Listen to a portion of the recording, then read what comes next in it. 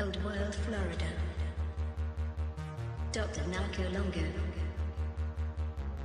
Brought to you by the Florida Department of Magic. Welcome to Florida, baby.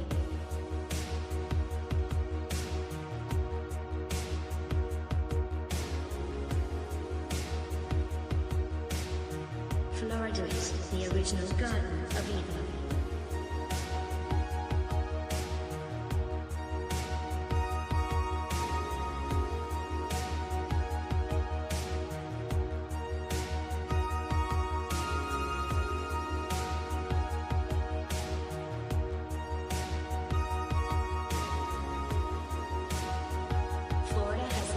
Concentration of freshwater springs in the world.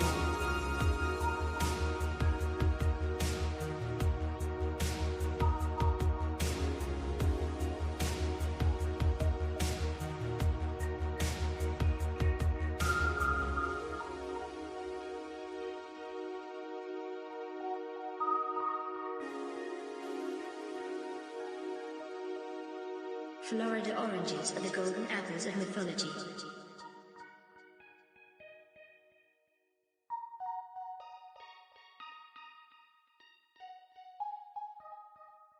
A race of giant men once roamed this peninsula.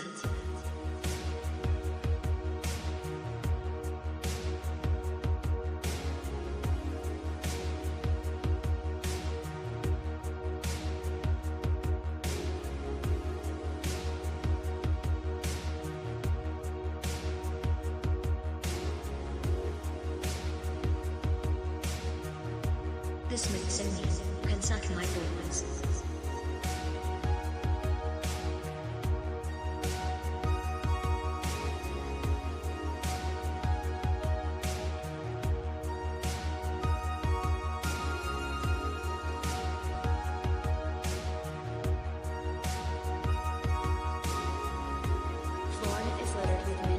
Megalithic ship anchors, known as Saxor stones.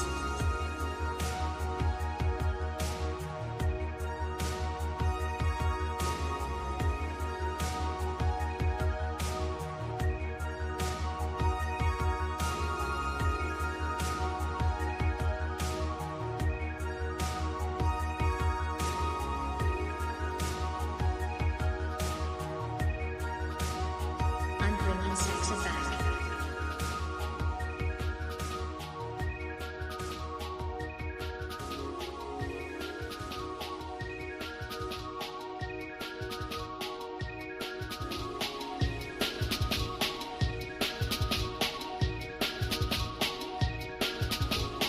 Noah's Ark was constructed out of gopher wood.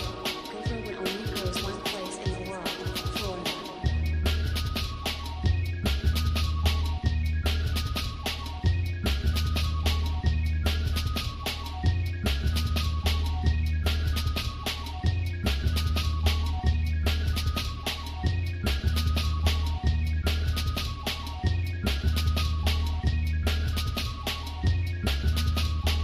Florida is the birthplace of the United States.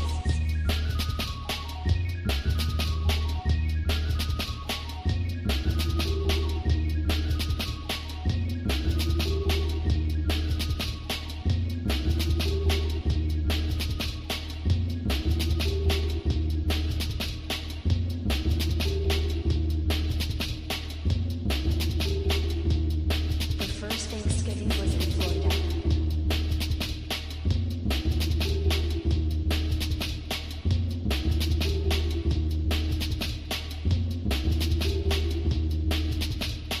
Let the black drink flow.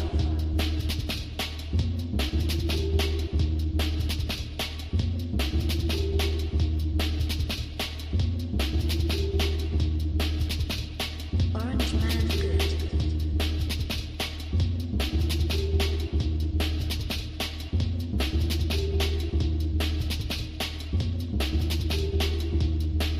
Click his way out of Florida.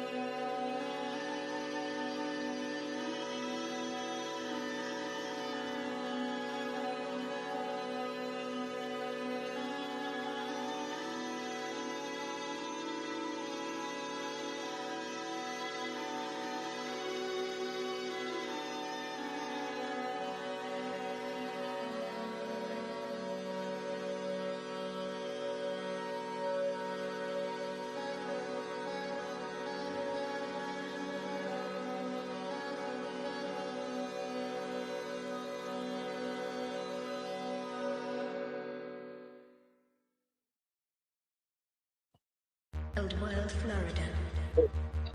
Hang on. Dr. Narco Longo. Run it back, baby. Run it back. Excuse me. Remix. You guys have no idea what it takes to close a bookshop.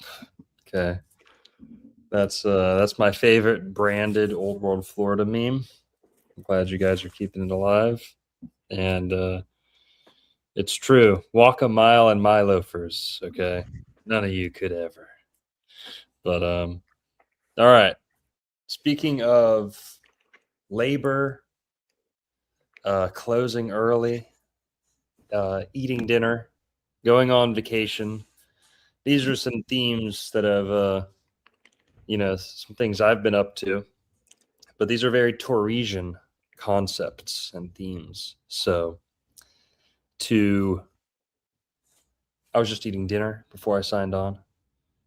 Eating's a big Taurus thing. This past week, I was on vacation. Okay. Many people might think vacation is a Sagittarius thing, right? Going somewhere far. But when we look at the word vacation, we actually see something interesting. Vaca is the root for vacation, which means cow or, bovine in Latin. And vacation. So vacation, vaca. You go to a restaurant. If you want to never misspell restaurant again, just remember how to spell Taurus. If you know how to spell Taurus, which is eating and resting, Taurus is all about eating and resting. Restaurant is spelled like Taurus. Now you'll never misspell it. If I was saying Taurus, and I make a point of saying Taurus, because when you say Taurus, everyone says, like I'll ask people, oh, are you a Taurus? And they'll say, no, I was born here. No, thank you. I'm not a tourist. Well, Taurus, tourist, those sound pretty close. Is that by accident? I think that ties back into the vacation thing, doesn't it? When you're a tourist, you're usually on vacation, or vice versa. And as much as these have to do with traveling, and there is a Jupiterian element to Taurus that not many people know about through the runes. So Taurus and Sagittarius are actually like very closely connected through the runes, the runic system. So that's why you see that hard T in a lot of Taurus words and Sagittarius words, like stormy, story, author, authoritative, that Thor, that phonetic root does go back to Jupiter, and Jupiter does impart some of its qualities to Taurus. A little understood connection, but it is a valid one. But all right, we're talking about Taurus tonight. So Ed, real quick, one of the commenters in a previous stream mentioned that Sagittarius is the centaur. So there's the same root there. Bingo. Thank you. That further ties down the link between Sag and Taurus, centaur. But all right. So, and since they're just rolling off the tongue, centaur, Sagittarius is all about the bullseye. Oh, nice. There you go. And which is the centaur of the target. The target, Taurus, whatever. All right, you guys awake or asleep yet? It ties in perfectly because when I think Taurus field. Taurus is fixed Earth. And if you know the true nature of Earth, Taurus fixed Earth is extremely significant. But then take the as above, so below, the microcosm and the macrocosm, and then like the heart, produces a Taurus field. The human biofield is literally, we have a Taurus field around us that like is our aura or our energy. So like that's both fixed Earth and then also us, as you know, us are fixed Earth beings, in this world. So it's pretty cool.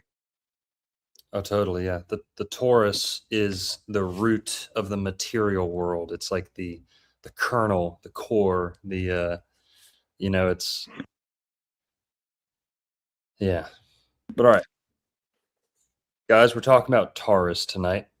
It's Dr. Longo and good old Merlin from Wise Wizard Merlin YouTube channel. And yeah, guys, Taurus is a slow sign, slow moving. So, well, maybe not. I mean, I guess you've talked about how there's a little bit of like quickness or like speed, or at least in terms of the sun. Like I think the last show you were explaining how things start off with Aries, but there's actually an increase in speed. Is that correct when we get to Taurus? An increase in the sun's strength. So the bull is Strength. stronger than the ram, and then the Okay. Gemini is the doubling of the heat, essentially. They're the doubling Right. of the increase of the heat from Aries to Gemini. And then, of course, at the end of Gemini, it starts decreasing again at the Tropic of Cancer. Totally. Yeah, that's what you were saying. And that's exactly what Taurus is all about. So, yeah. So, if you've ever used that word retard, that tar root, tartar, tartar, like plaque, like one of those roots is stone, or like something is hardened, tar. That's a very Taurasian concept. But all right, Taurus is the second sign of the zodiac. It is the bull or the cow. Some people say a bull, but we've pointed out on this show that not all bovine creatures with horns are female. Many, many species have horns in both sexes. So when they say the bull, don't let that throw you off, and don't let that make you think Taurus is a masculine sign. It's certainly a powerful sign, but it is amongst one of the most feminine. Taurus is a beautifully feminine sign. You can replace that word with a more comfortable one if you'd like. Passive, receptive, reactive sign. Taurus is the second sign, comes right after Aries, which is arguably the most masculine sign. It would make sense that the most feminine comes right after that. And don't let that hurt your ego, my Taurus men, okay? If anything, this is going to be a source of relief and understanding, because Tauruses they're queens, okay? They're queens. They're a little bit, how do we say this? We're just going to have to list some off so people can see what we mean, right? Sure. On this show, we focus on the occult symbolism, but also we dive into Hollywood actors, roles, archetypes, and that's why you cast a movie and you cast a horoscope.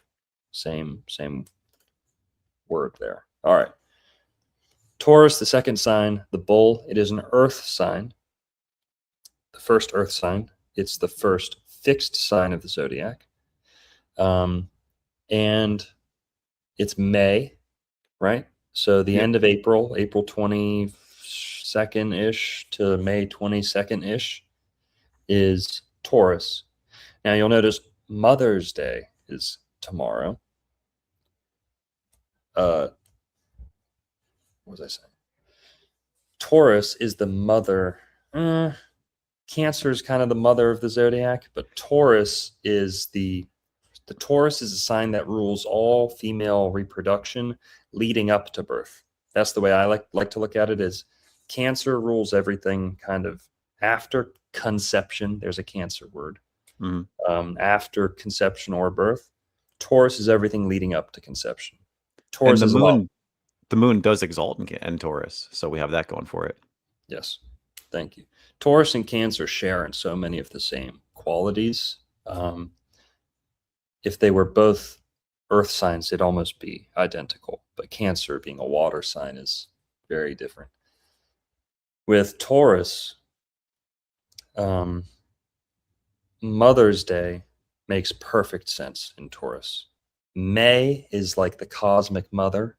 May, Maya, Maria, Madre, the material world is the mother world, the motherland. This is what's down here. I like to say up there is fire, air, and ether. Father, that's how we spell the word father. Fire, Nice. air, ether. F-A, ether. Mother, madre, material, mud, all that is mud and udder. Udder. My udder. Mother. That's what mother is. Get them teats over here, like mother, my udder. Not really. Dr. Longo never breastfed, so didn't mean to trauma dump like that, but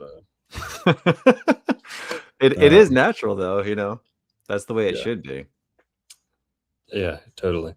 So Taurus is the bull's head. Again, going back to that, the bull's head is not a wholly masculine symbol. In fact, when we look at the Merlin, you might be beating me to it, but can you look up the fallopian tubes and the uterus and all that?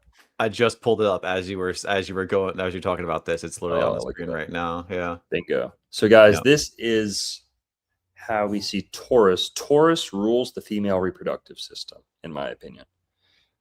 Fertility is a Taurus and a Venus word. Aphrodite, Freya, all that fra, freaky, FR. That's all fertility, right? Africa is very, fertility, twerking, all. It's just like all sex obsessed. And, yeah. Africa is like Aphrodite. Fertile. Lucifer is also Venus. Yep. So you get the fra root from Taurus and Venus. And looking at the different parts of the female anatomy, the reproductive system, you guys know how many bovine words we can find in this part of the body? So number one, it's shaped like a bull's head. That should be obvious. Head and horns, like a skull. But going part to part, vagina. V-A-G or V-A-C. Very close. Vaca, vagina. Who knows? Is that a stretch? Well, not the next one, okay? Uterus. The utter us. Yep. The fallopian tube.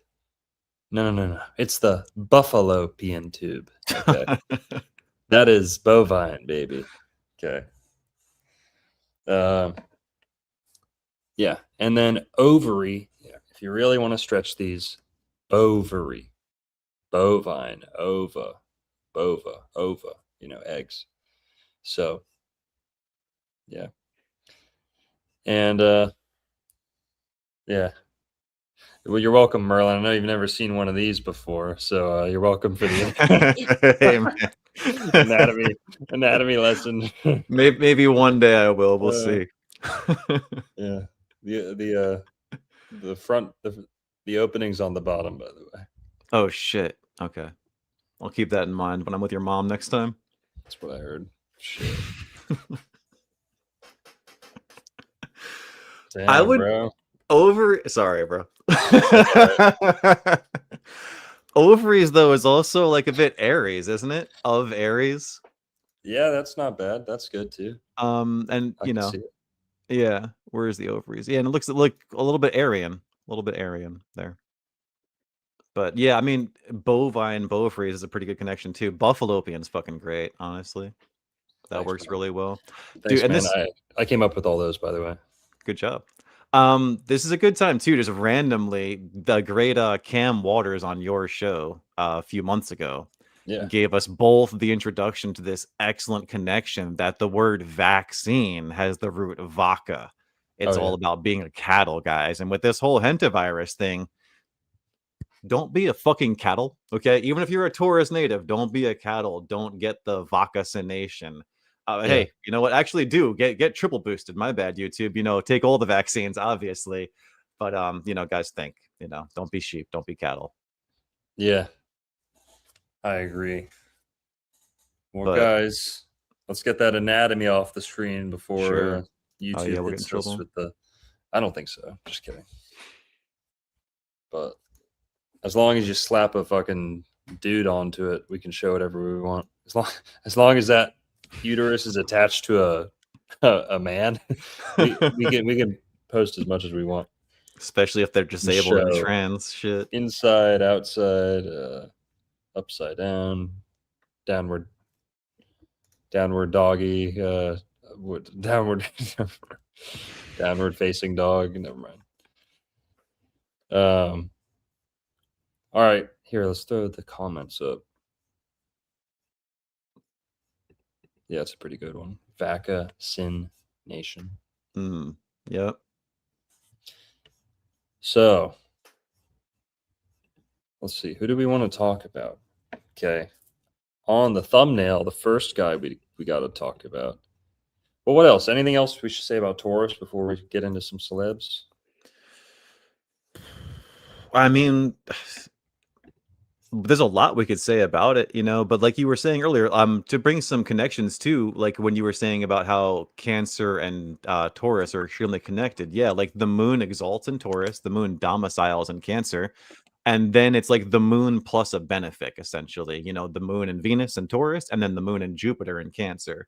So like both of those signs are extremely benefic. And you know, again, like your mother is a blessing to you. You know, your mother brought you into this world. Tomorrow, get your mom some flowers for Mother's Day. You know, like Longo was saying, you know, Mother's Day is a very Taurian holiday, and flowers are a very Taurian gift, you know.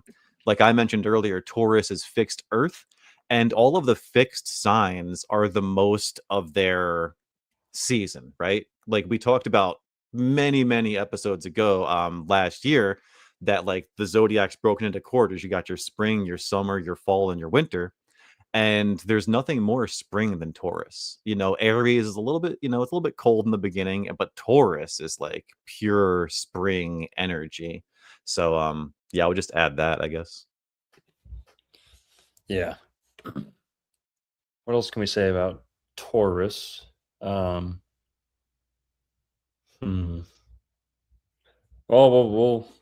something will come to us. But For sure. who should be our first victim here? Who's going to hop on the casting couch first? Who do we have today? Do we go with Mr. Thumbnail for both of us or what? Yeah, let's hit The Rock first, for sure. So, yeah. The Rock. Dwayne Johnson. Quick little story, all right? Dwayne The Rock Johnson. I don't know if he was born in Florida, but he's kind of from Florida. He played football for for Miami University, I think. And he hangs out in Miami a fair amount. He's filmed multiple things in Miami. Pain and Gain was a kind of popular Florida movie. Like it was a real story down here in Florida. And then he did that movie or that show called like Ballers or something where he was like an NFL agent, and it was a terrible show, but set in Florida largely. And so yeah. Now, one time I haven't met The Rock, but I've stood pretty close to him, okay? I was at the Miami airport, maybe the Fort Lauderdale airport, I forget. And Dwayne The Rock Johnson came up with I don't know if it was a nanny or his wife. Didn't really look like his wife, kind of looked like a nanny, and maybe 2 daughters. I think. 1 daughter at least. I'm gonna tell you, man. I got some dirt. Okay, I got some dirt on the rock. Okay, Oh shit. he's not gonna like that I tell you this. That guy. People have already said this. His height is mislead. He overlists his height. He's not 6'5". No, hell no. Not 6'4". He's not 6'3". Okay. I was in like 8th grade when this happened. I'm about 6'2". The Dwayne The Rock Johnson was my height. Okay. When I was like, I don't know, 16. Okay. He's not 6'5". I don't think he's 6'3". Now, whatever. That might not matter to a lot of people, but whatever. I've heard a lot of people saying, "Oh, he's not 6'5". Look, he's next to this guy who's 6'5", and all that. My mom said, "Wow, he's not as big as I thought he was. He's not as big as you think he is." So, yeah. But all right, The Rock. What else can we say about him? I don't like his movies. I don't like anything about him. I don't like a single Rock movie. He's never made me laugh. He's ugly. He looks like a one of those Moai stones. He looks like one of the Easter Island head. Does he?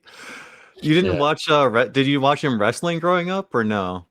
No, I got into WWE or like SmackDown, whatever, after he left. Thank God. So I was more of a, I don't know when he came around. I was more like Triple H, Batista. Those are my guys. But Dude, I've got a funny Rock story, man. So I grew up loving The Rock, watching WWE and shit. Like I just loved wrestling, man. Like only when I was in like 6th grade. I grew out of it after elementary school. But talking about not knowing fucking vaginas, bro. When I was in, I think 5th grade, The Rock. You know how like when you're younger, like you hear shit like the Limp Bizkit song Nookie. We all sung Nookie in like 6th grade, not knowing what the fuck Nookie was, right? We did it all for the Nookie. No fucking idea what Nookie was. yeah. So The Rock would say he would say something about like poontang pie. And like one day I went into fucking school and I was screaming at my teacher's assistant about how badly I wanted poontang pie. I had no idea what the fuck it was, but like I just like yelled at this lady for like a good like 30 minutes straight, and she was like, "What the fuck?" Probably. But yeah. You had to be there, I guess. Yeah. Dude, this one time they brought a totally unrelated. I'm just trying to one up your story. Forgive me, but You're good. this one time they brought a Navy SEAL into my school. I don't know why I'm telling you this. They brought a Navy SEAL into my school, and they had like all the kids get together to like hear him speak.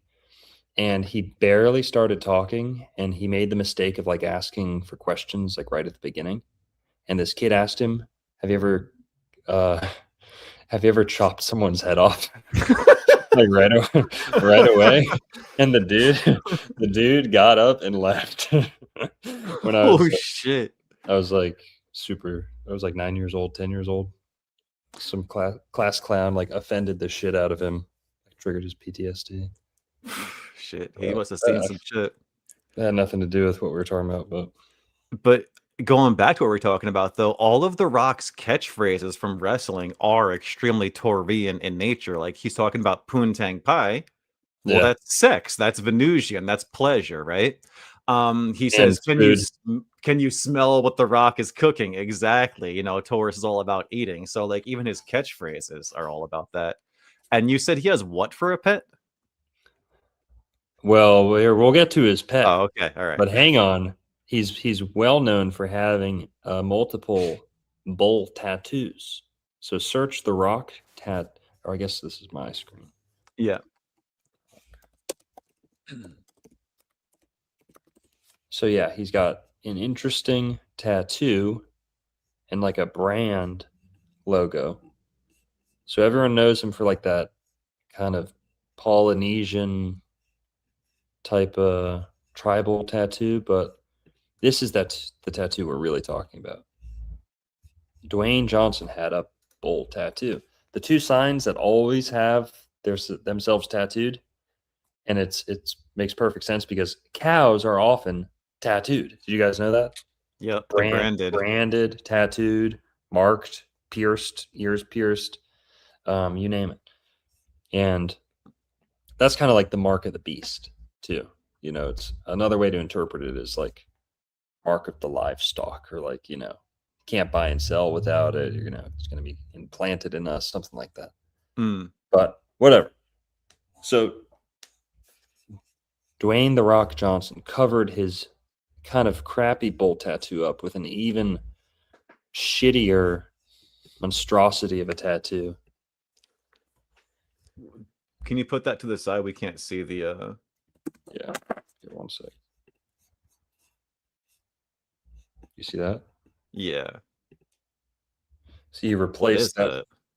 He replaced that bull with a dead cow's skull, bull skull, something like that. But whatever.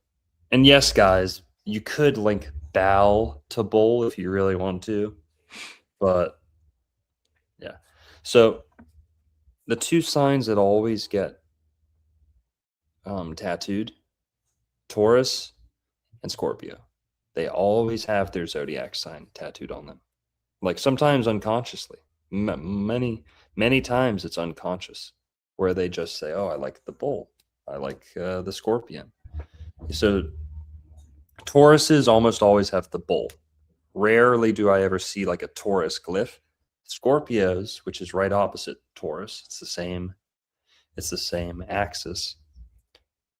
Scorpios always get eagle tattoos, or hawk, or scorpion, of course, scorpion tattoos, but then also the glyph for Scorpio. So, but all right, you asked about his pet. Yes, he does have an interesting pet. Oh, pet rock. There. Pet.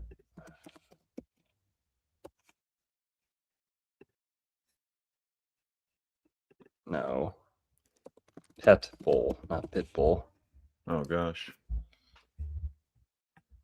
So, Dwayne "The Rock" Johnson owns a massive pet Brahma bull named Soul Bully. Yeah. So, Dwayne Johnson seems to be infatuated with bulls on some level. Now, what else, guys? The Rock is as Taurus as it gets. Taurus rules Earth, but it also rules like density in general. Taurus is perhaps the densest sign of the zodiac, and I mean that in the not so flattering sense too. Like Tauruses are dumb. Okay, they're just, shoo, man. You did not know humans could get that slow, stupid, and Tauruses. I'm just teasing, guys. Tauruses are geniuses. There have been plenty of genius Tauruses, but Tauruses they like to take their time with things. They're a little bit slow. Tauruses, when you say something to them, they almost always take a second to like think about it. When you say something to a Taurus, very rarely are they the sign who's trying to say something to you as soon as your mouth closes. You know, like they really do receive what you're saying, and they almost can't even help it. Like when you throw a sentence at a Taurus, they have to process it. You know, they have to take that second to kind of think it over. And that gives them many times the impression of being dumb, because people who talk fast are often perceived as being smarter, quicker, sharper. Ben Shapiro made a living off that, by the way. And I think, who is Ben Shapiro, a Taurus? Or is he, what is he, a Cancer or Taurus? I'll pull it up. Tucker Carlson's a Taurus. So Basically, Tauruses are rock solid. They can have strong beliefs, strong foundation, strong roots, right? They are tied to the material world in a good way and a bad way. So they're very vain through Venus. They can be very vain and materialistic, but also they're very grounded, down to earth. Those are Taurus themes, down to earth. Tauruses have the perfect balance of being vain and down to earth. So, Tauruses are often driven by nature, right? Like they love herbs, they love flowers, making tinctures, anything, pressing flowers, just everything we're taking outside back home with them, taking nature back home with them. Growing plants in the house is such a Taurus thing. Taurus is infamous for having plants growing inside the home. But yeah, what else were we saying?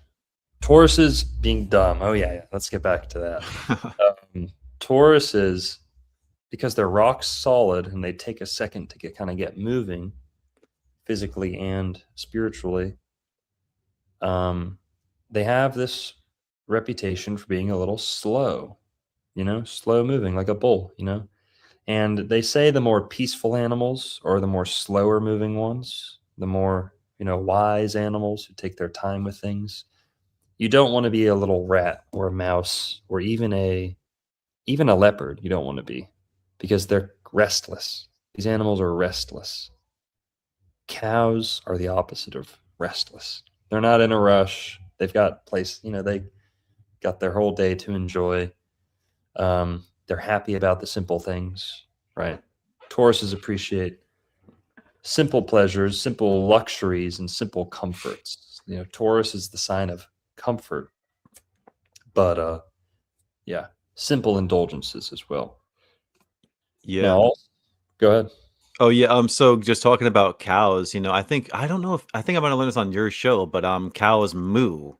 And moo backwards is om, the sound, Mm. sound of meditation, and as Santos says, that's every vowel with an M, and M is the letter of resistance. So, talking about slowing down, what do you do to meditate? You have to slow down as much as possible and go within and try to reach that stillness, and that's extremely Taurian.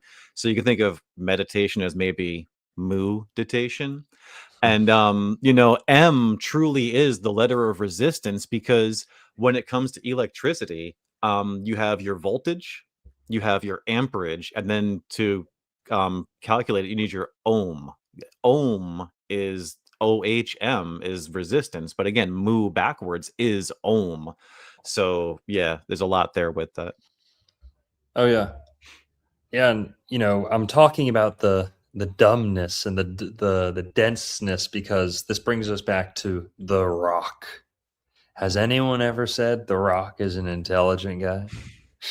No. He's big, strong, and that's kind of it.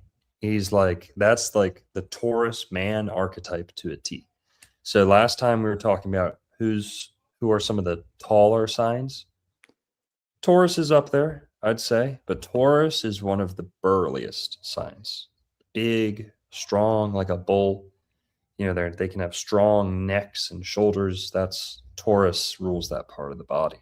Neck, when you think of a horse, you think of the thighs and the butt, right? When you think of a cow, you think of the neck and the shoulders. That's where all the power and the weight is.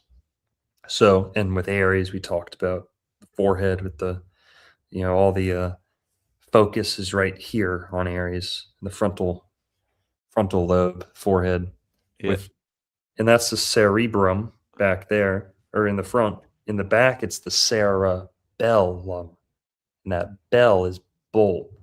So cerebram in the front, cerebell in the back, cerebellum. That's why bulls have their horns on the back of their head. Rams have it on the front.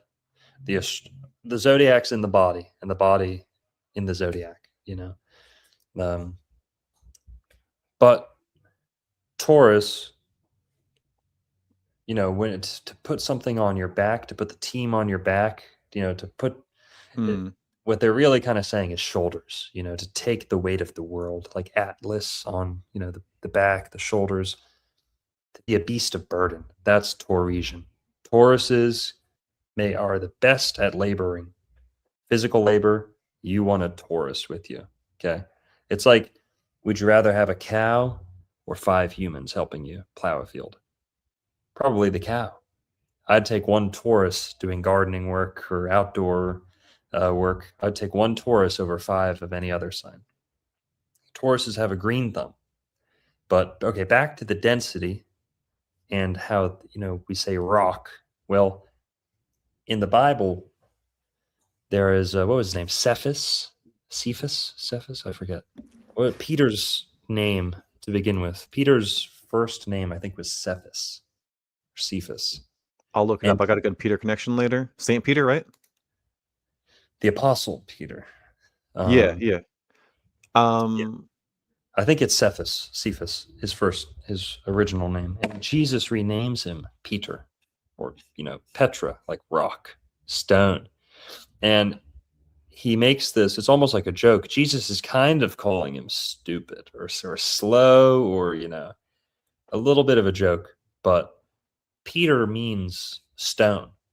So rock, stone, that density, that kind of to be, when they say, oh, it was like talking to a rock, or he's as sharp as a rock, something like that. This is kind of hitting on this Taurus theme. Simeon, yeah. It's Simon. Oh, Yeah, that was his original name. Yep. Simeon or Simon, whichever that one is.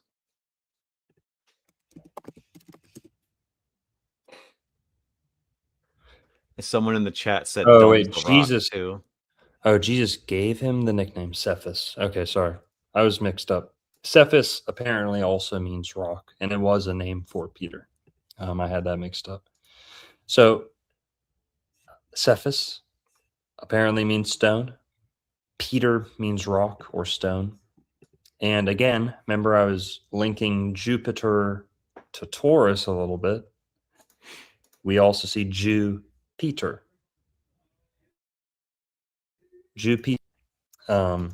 So that explains Peter, Jupiter, Taurus. Okay. Moving on from the rock here, you'll see. Yeah, what else? That's all I had to say about that. Can you throw my screen up for a second for a little Peter connection? Yes. So in the Tarot, guys, can you make it so we can see the one on the right, please? Yeah. Thank you.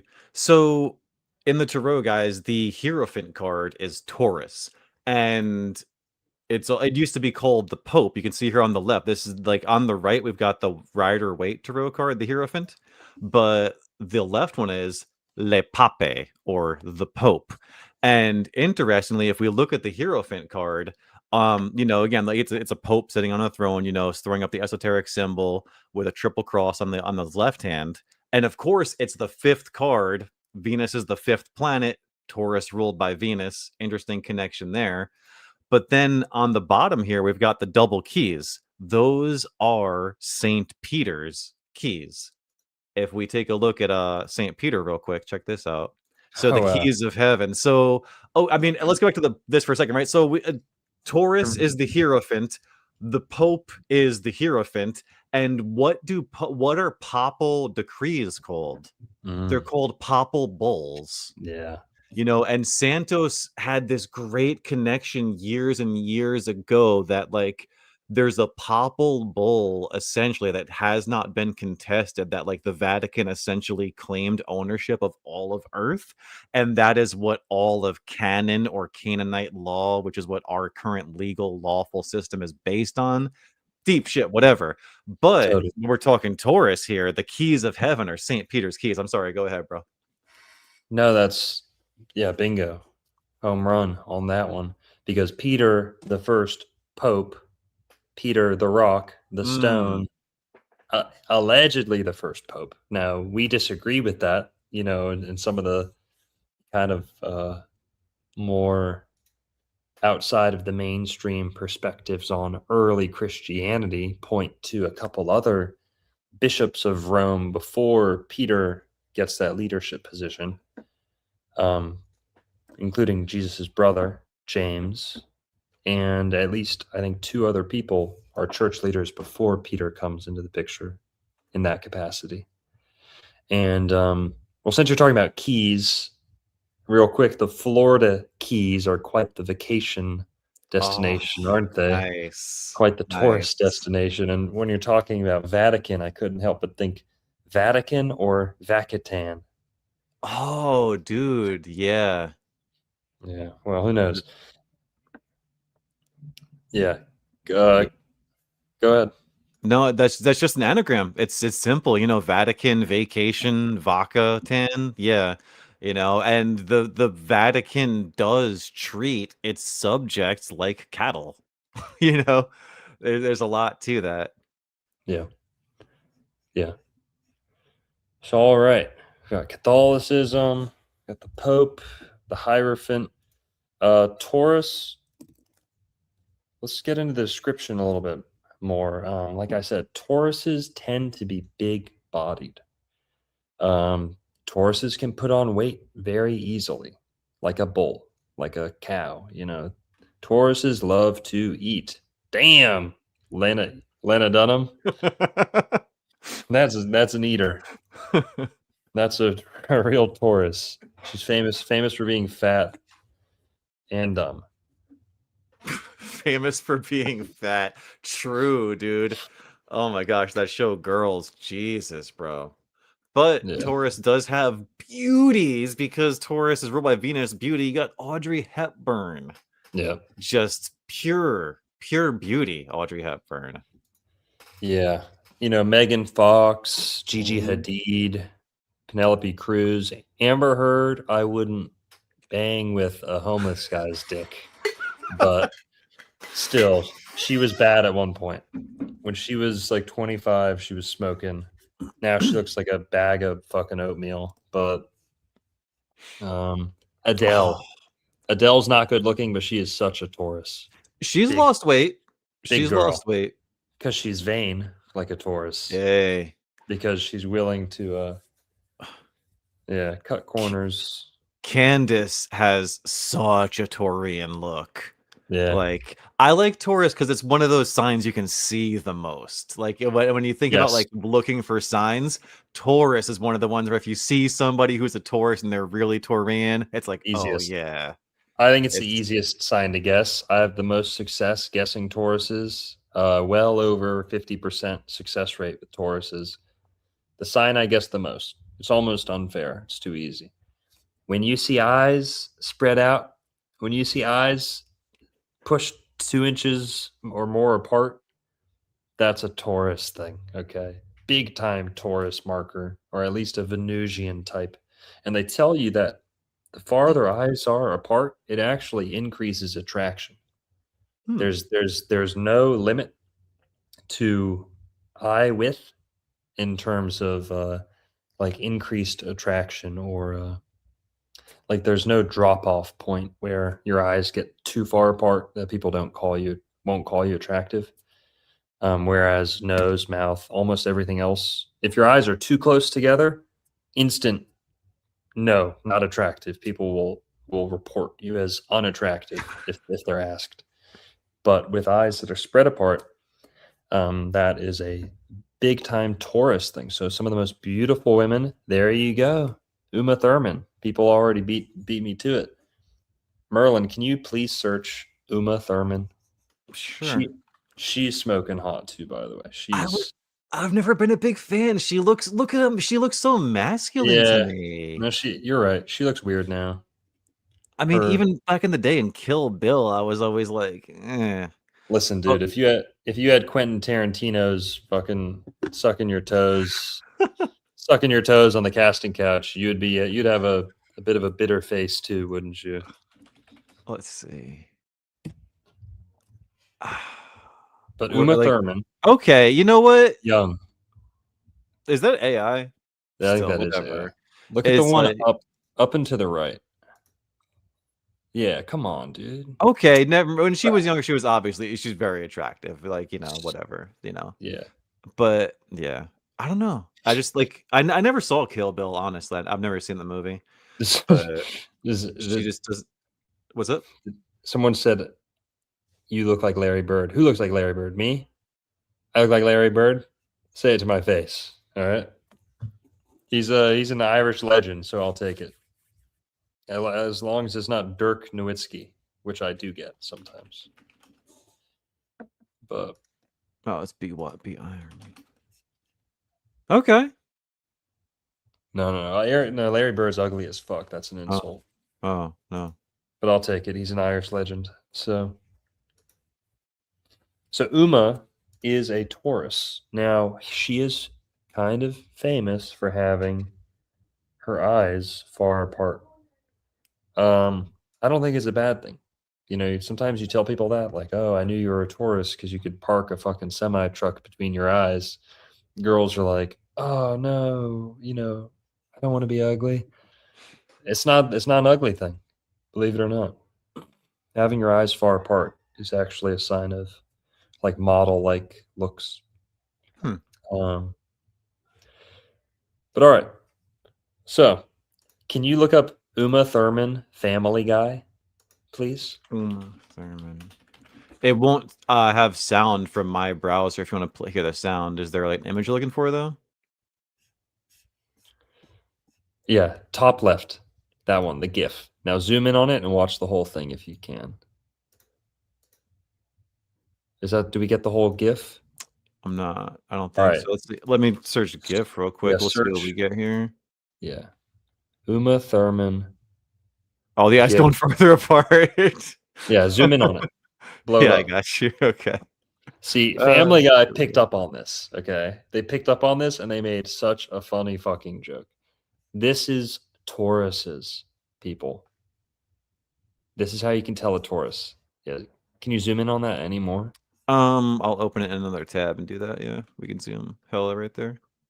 Yeah. So this Family Guy did a joke about this, about how her eyes seem farther and farther apart every time you look at her. And all right, who else has this? Search Candace Owens, please. Sure can. Candace. Ooh, that's large. Now, yeah. she's got those eyes too. Yeah. Yeah, those are fucking a mile apart. Also, her husband's last name is Farmer, I think, which means that's like her last name too, technically. Very Taurasian. Rachel Zegler. Look up Rachel Zegler.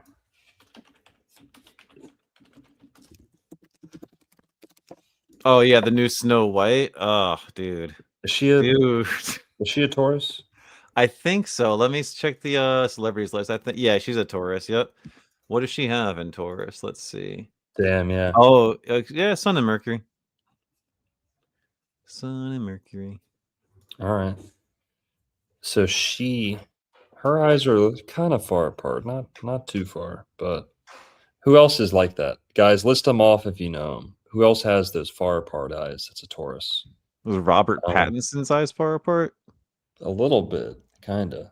George Clooney kind of has it too, a little bit.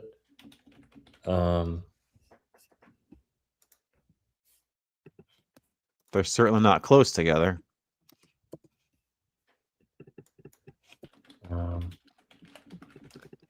Yeah, who else has it? Yeah, his are kind of far. Yeah. Gigi Hadid, maybe? Yeah, look hers up. They're definitely not close together. Well, what's this girl's name? Renee Zellweger? However the fuck you say that. Look up her eyes. Yeah. Oh, and squinty eyes. Squinty That's something I didn't say. Guys, Tauruses have two types of eyes. They either have far apart eyes or very squinty eyes. Now look up Megan Fox, please. Sure.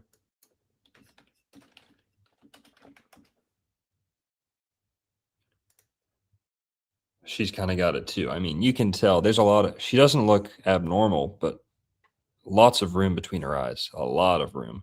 And they're rather squinty.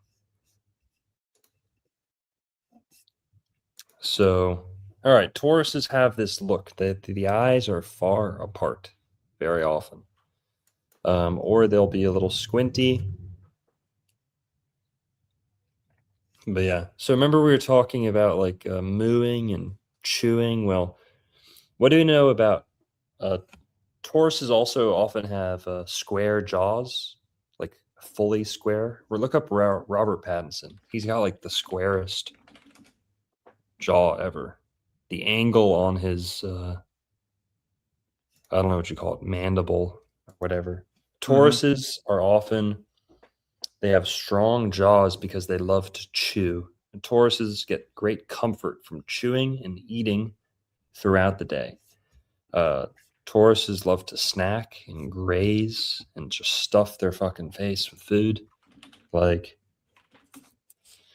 so, is he a Taurus? Yeah, Oh, I didn't know that. sure is. Yeah. On the list, yeah. They have this earthy quality to them. You know, very earthy, very charming. Oh, I will say, Taurus is the most charming sign for a man. Charming, true charm. Taurus men, they're like one of the girls. Okay, they can get inside a lady's head a little bit. All right, get that fucking lesbian off the screen. We're not looking at it. No, we're not doing any of the fucking Stranger Things people.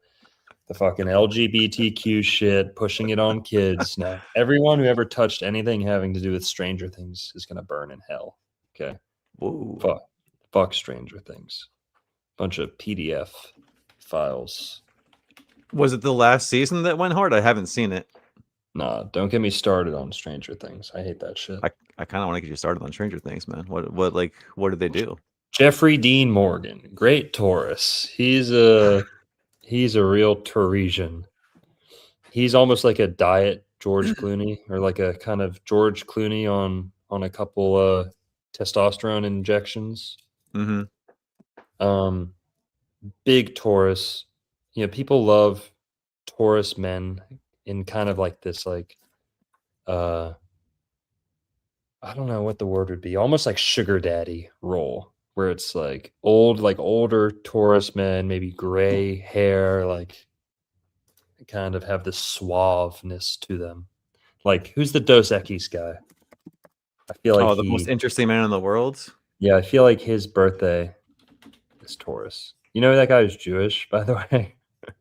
Oh, of course, he's the most interesting man in the world. Oh, freaking vey. Yeah. You know that? I did not know that. Yeah, he's super Jewish. His name's Jonathan Goldsmith. Oh, wow. Dude, Goldsmith, the first banking profession. My goodness. Yeah. That's wild. Let me look at his birthday. No, he's a Libra, which makes sense. Libra is like party, drinking, socializing. But so whatever. Not a Taurus. But Taurus is all about eating, enjoying life, comfort. Tauruses love fur too. Like, Taurus is the sign most likely to wear fur. Even if they're like an animal lover or whatever, they'll wear fur or something that looks like fur. And man, who else can we talk about? We talked about The Rock. Here's another one. One of my favorites. John Cena. Throw him up. John Cena is like The Rock 2.0. He is also a Taurus. He's also has a lot to do with bulls and cows. My screen's not up, but okay. John Cena. When's his birthday? John Cena is April 23rd. Yep. So just at the beginning. Yeah, he's got Chiron, but Sun and Mercury in Taurus. So John Cena, can you go back to John Cena on like Google and just search cow or bull? He's done multiple scenes, commercials, like scenes in movies, always next to a cow. like Huh. in the ring. You know, you see that, Yeah. and he's a Taurus. Taurus seems to be he voiced a bull in a movie. That's wild. Dude, it's too much. It's like too much Taurus. Okay. And when we get to Cancer, we're gonna have a field day with this guy, Jacob Elordi. Yeah. This fucking guy. When we get to Cancer, we're gonna have a field day with Jacob Elordi. He's But got flowers on his head right there. yeah. And he's very feminine too. Look up dress. Search John Cena dress. Okay. Oh no. Taurus men are the sign most likely to get in with the fucking feminization agenda. Okay. He's worn so many dresses. He came out naked on stage one time as like a humiliation ritual. I never liked John Oh Cena. yeah, look at that. Sheesh. All right. Yeah. I never liked him. Oh, can you look up green or poison ivy, Uma Thurman? This is Sure. such a Taurus role. It's not even funny. Yes, it is. Look at that. It's like pink or like rosy and green leaves, right? Poison ivy, leaves, flowers. This like seductive femininity. Very, very Tauresian. Now I want to talk about one of my favorite Tauruses, Josh Homme. Look him up, please. He's a well-known guy, but not like incredibly well-known. But he's a famous rocker. One of my favorite bands, Queens of the Stone Age, and he also played in Caius. It's an early band. Caius is one of the best bands ever. Stoner rock, doom metal, desert rock. Josh Homme is super influential, and Josh Homme is a real 6'5" Taurus. Okay, that he's huge. He's huge. 6'5", close to 300 pounds, gotta be. But it's like a healthy, burly, weight. He's not like fat, but he's always been big boned, thick. He doesn't look like your average like skinny rock star. He's a Taurus, The singer for Fall Out Boy is not tall, but he's also kind of thick and stocky and sings in like a falsetto almost. That's Taurus to a T. Is that Pete Wentz or a different one? I think Pete Wentz is the bassist. Yeah, I think you're right. And I think the singer's name is...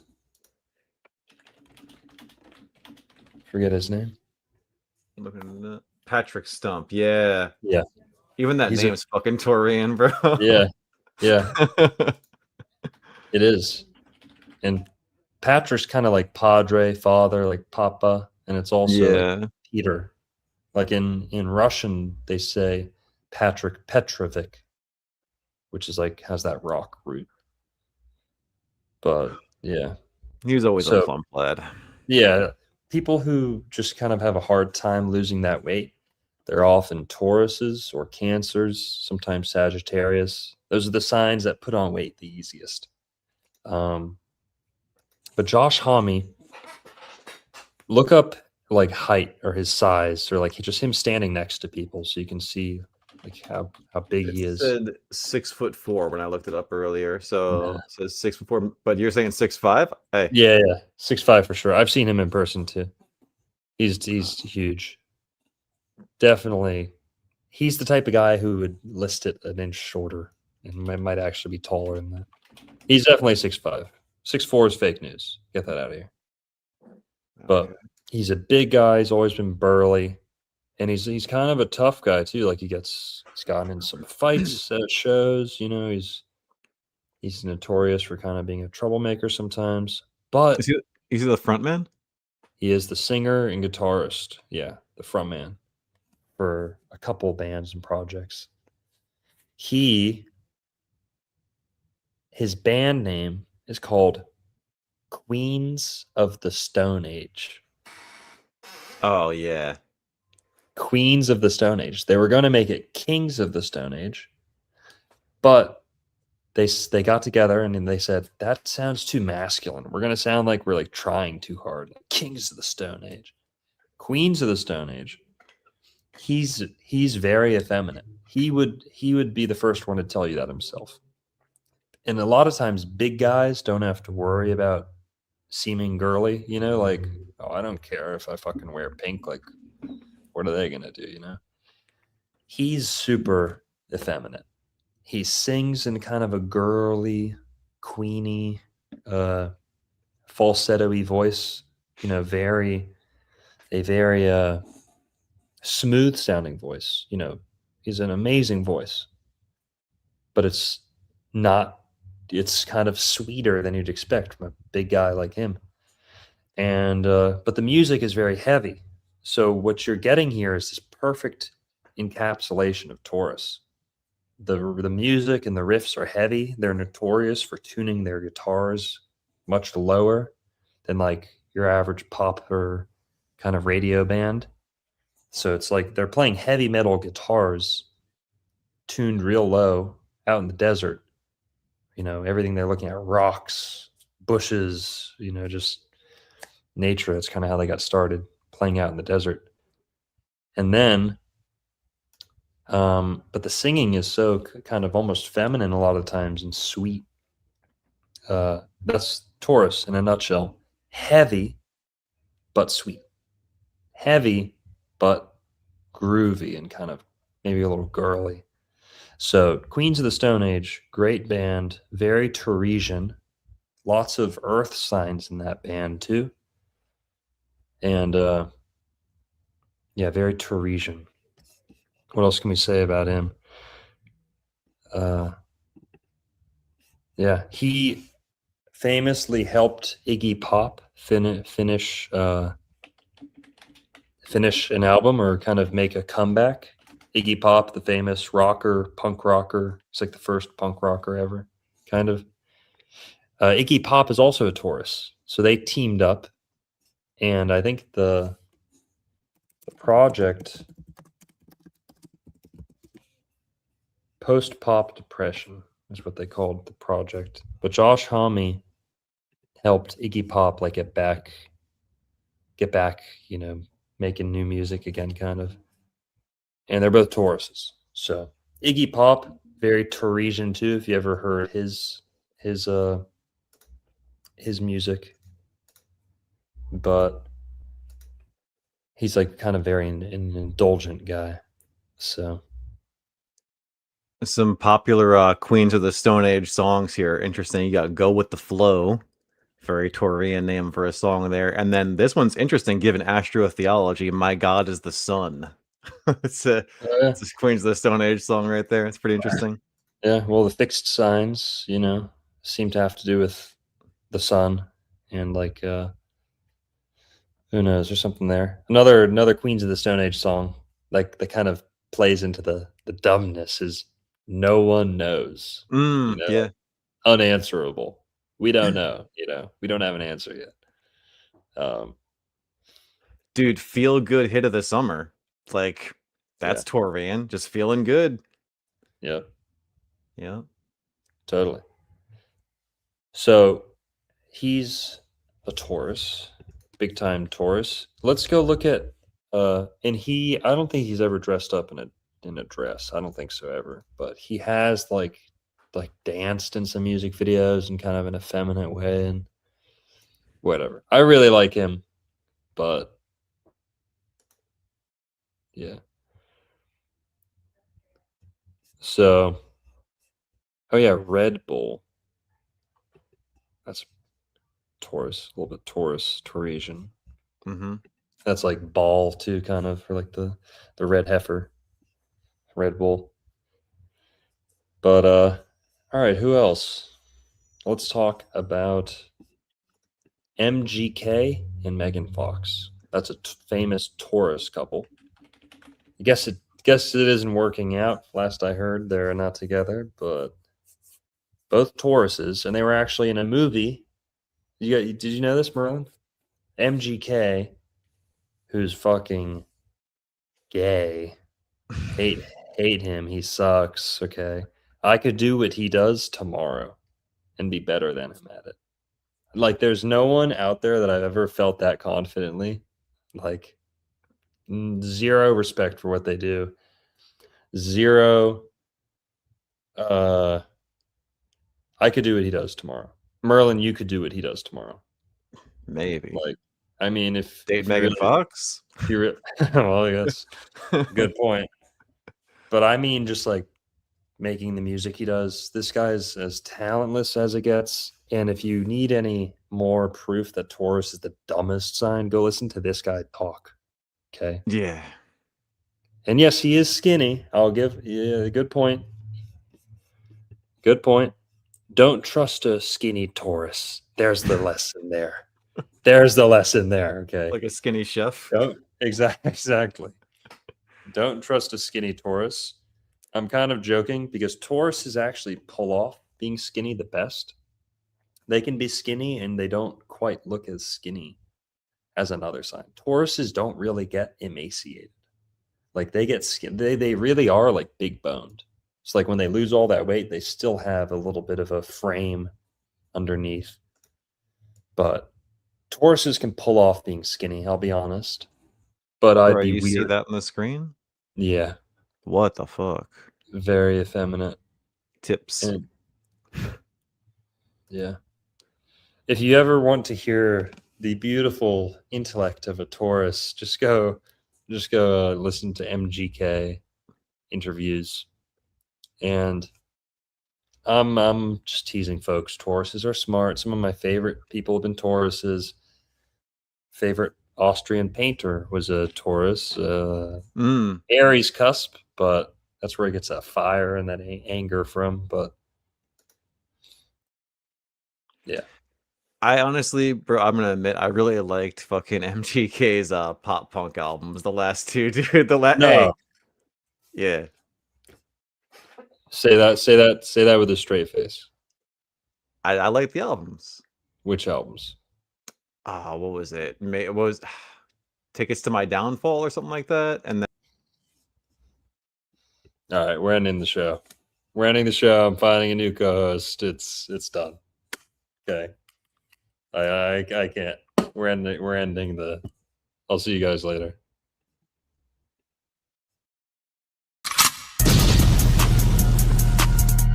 Yep.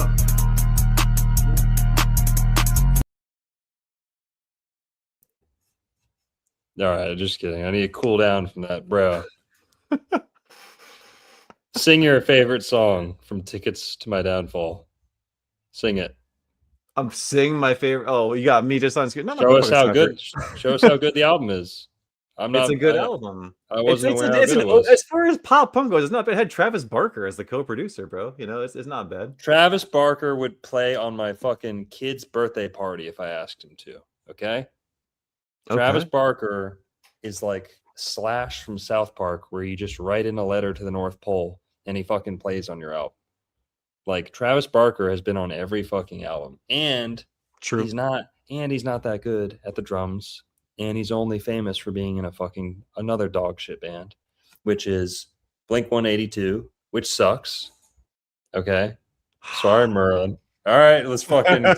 It's all good. I grew up with that shit, though. You know, it's all good. Yeah, fucking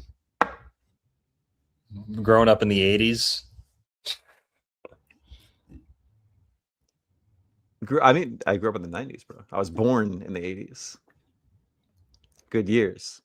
But dude, Blink was fun back in the day, man. You know, good memories. So bad, it's not even funny.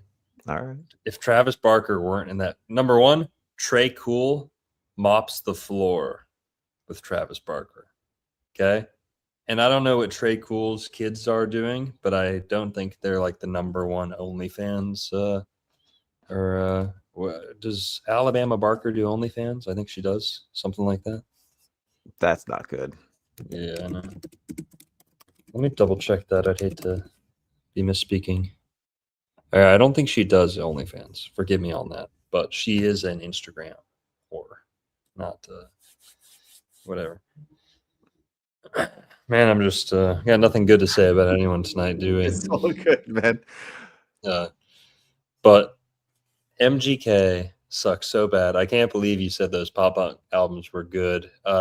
His rap is the worst ever made, and his pop punk Agreed. albums are so bad.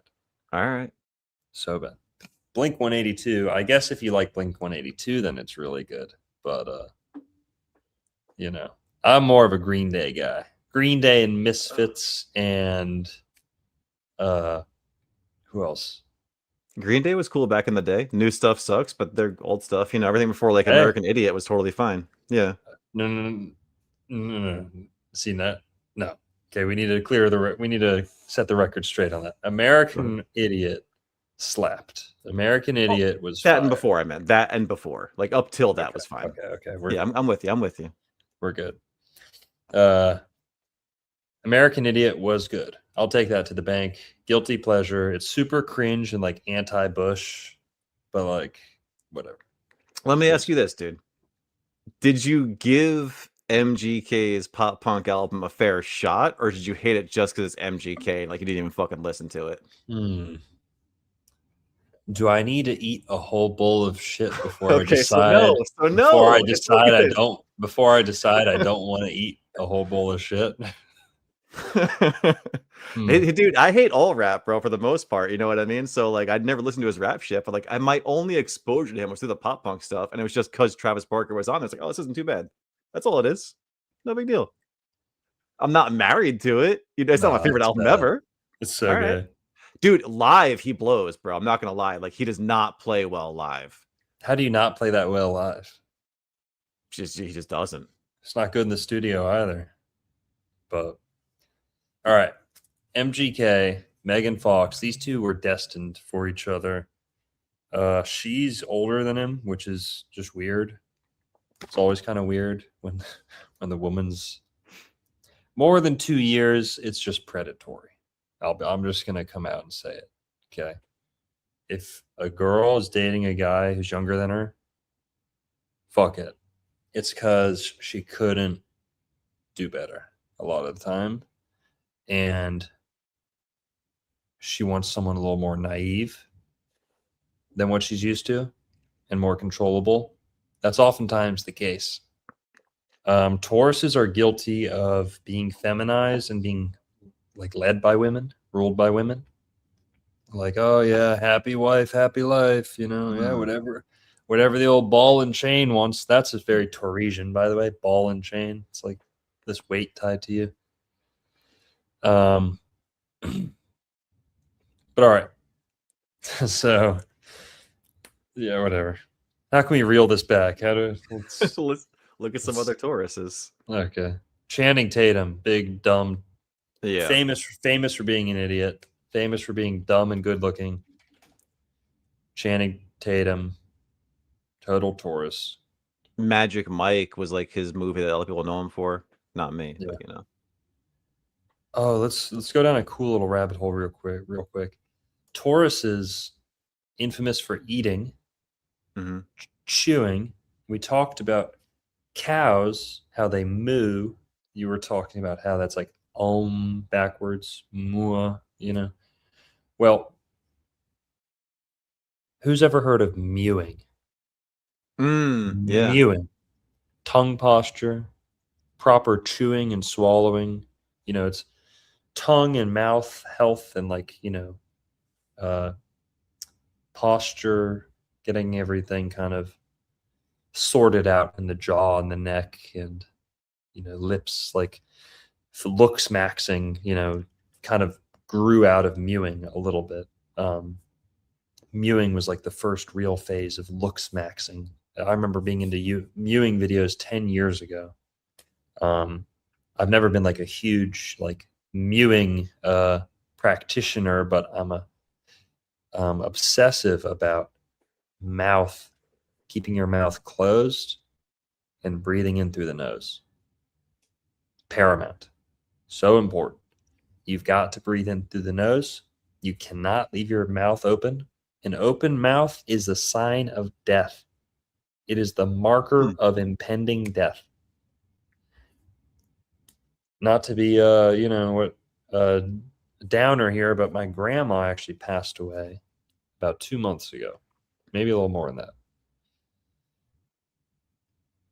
They know someone's going to die for sure when their mouth hangs open. That's the mark of death. And I got to see that. And my grandma had a great grandma. She was the best grandma in the world.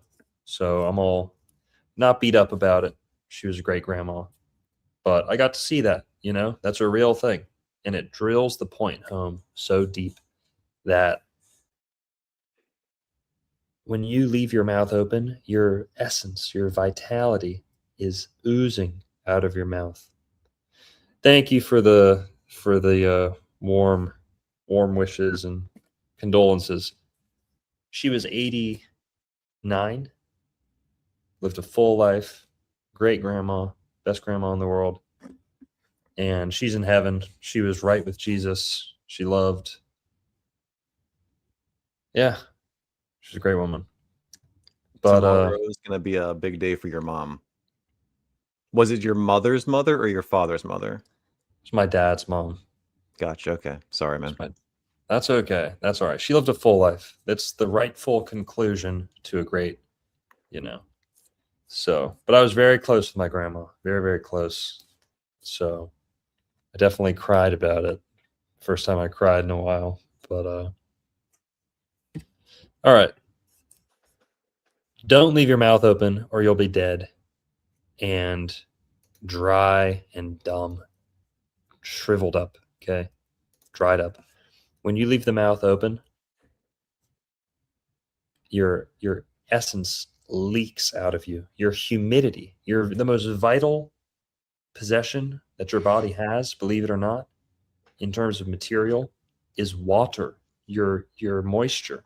We know, doctors have known for a long time, death is linked, if not determined and like metered by dehydration. Death and dehydration are almost the same thing. That's fascinating, given that just Taurus is a very rainy season. You know, you got April showers bring May flowers. Venus and the moon, you know, moon exalts, Venus domiciles, are both wet planets. You know, Venus is hot and wet, and the moon is just wet. So, yeah, a lot of moisture associated with Taurus, which is, you know, the vita, the life, where, like you said earlier, life begins in Taurus. Mm-hmm. The uterus, literally. Yeah. And Taurus is all about kind of, it's not a hot sign. It's not cold. It's a little warmer than medium. You know, it's on the warm side, definitely on the moist side. So yeah, those conditions are the conditions necessary for life, or, you know, most life needs warmth and moisture. Yeah. And Especially then especially plants. Yeah, dude, and like you know, plants a very Mother's Day gift, very Taurian thing, and then contrast that with the other end of the spectrum, Scorpio, death. You know, the fall as the plants dehydrate, and it's a very dry season. You know, interesting. Yeah. Now, since I was talking about the mouth, guys, mewing it's so important. And I'm not saying like, oh, get yourself, you know, chiseled. That's a positive side effect. That's just like a what's it called when you kind of bait something with a positive outcome. That's kind of just like a happy accident. No, it's a word. I'm blanking on the word because I'm fucking. All I can think about is sparking this CBD joint in front of me. But what's the word when you? It's like someone's gonna happy accident. No, it's like it's silver lining. No, not a silver lining. It's like a benefit to doing something, or like you use this to entice someone into doing something for you. Like a carrot on a stick? Yeah, but what's the word for that? It's not an it's close to like indulgence, but it has to do with Yeah, perk is a good, yeah, perk, not byproduct, not perk. It's incentive. Thank you. Thank you, RB. Incentive. So getting good looking, that like chiseled jaw, the Rizzler, move. That's just a incentive or a positive, uh, byproduct, perk, whatever. Um, so that goes in hand in hand. And by the way, the smartest looking people in the world, sorry, the best looking people in the world are often hyper intelligent. Did you know that? Maybe not on an individual level in like your own lives. You're not going to think of all these examples of that. But nationally speaking, oh, that's true.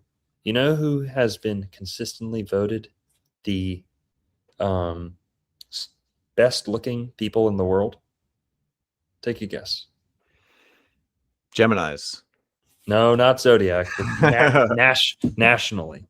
You wish. Swedish folk. Close. Danish. Danish. Okay. Danish are commonly reported as the best looking people in the world. And this was unearthed because of the Mewing movement. Dr. Mew, the family of the Mews, who have produced multiple doctors who teach this stuff. The Mews, Dr. Mew, came up with this anti-braces protocol, where it was in England, so many kids get braces, in America too. But in Germany, Denmark, and Scandinavia, they barely ever get braces. Historically, they didn't really do that. In Germany, braces are almost unheard of. I haven't been to Germany, but from what I've heard, and because of the bread and their chewing habits, they keep their mouth closed as much as possible. They chew their bread over and over and over again. Their bread's notoriously tough in parts of Scandinavia, especially like North Germany and Denmark. Denmark's technically Scandinavia, according to some, but the Danish have the strongest bread, and it makes them so good looking because they chew. They actually chew. In America, so much of our food is weak and soft, and our bread in America is a joke, right? You hit it with a couple of drops of water and it fucking melts, like disappears. The bread in Germany, Scandinavian bread, Danish bread, these, you can chip a tooth on these if you bite right into it. You got to chew, mewing, keeping your mouth closed, and you're chewing the cud is what we're getting at here. Who knows what chewing the cud is? Chewing the cud is something that, if you've read the Bible, this is an important distinction between clean and unclean animals, at least some of them. It's said that the animals that chew the cud, I believe, are automatically clean, especially if they have a split hoof. So if they have a hoof and they chew the cud, that's the ideal animal for consumption. Now, I don't consume any animals, but this is what's written in the Bible. Yeah, it makes them kosher.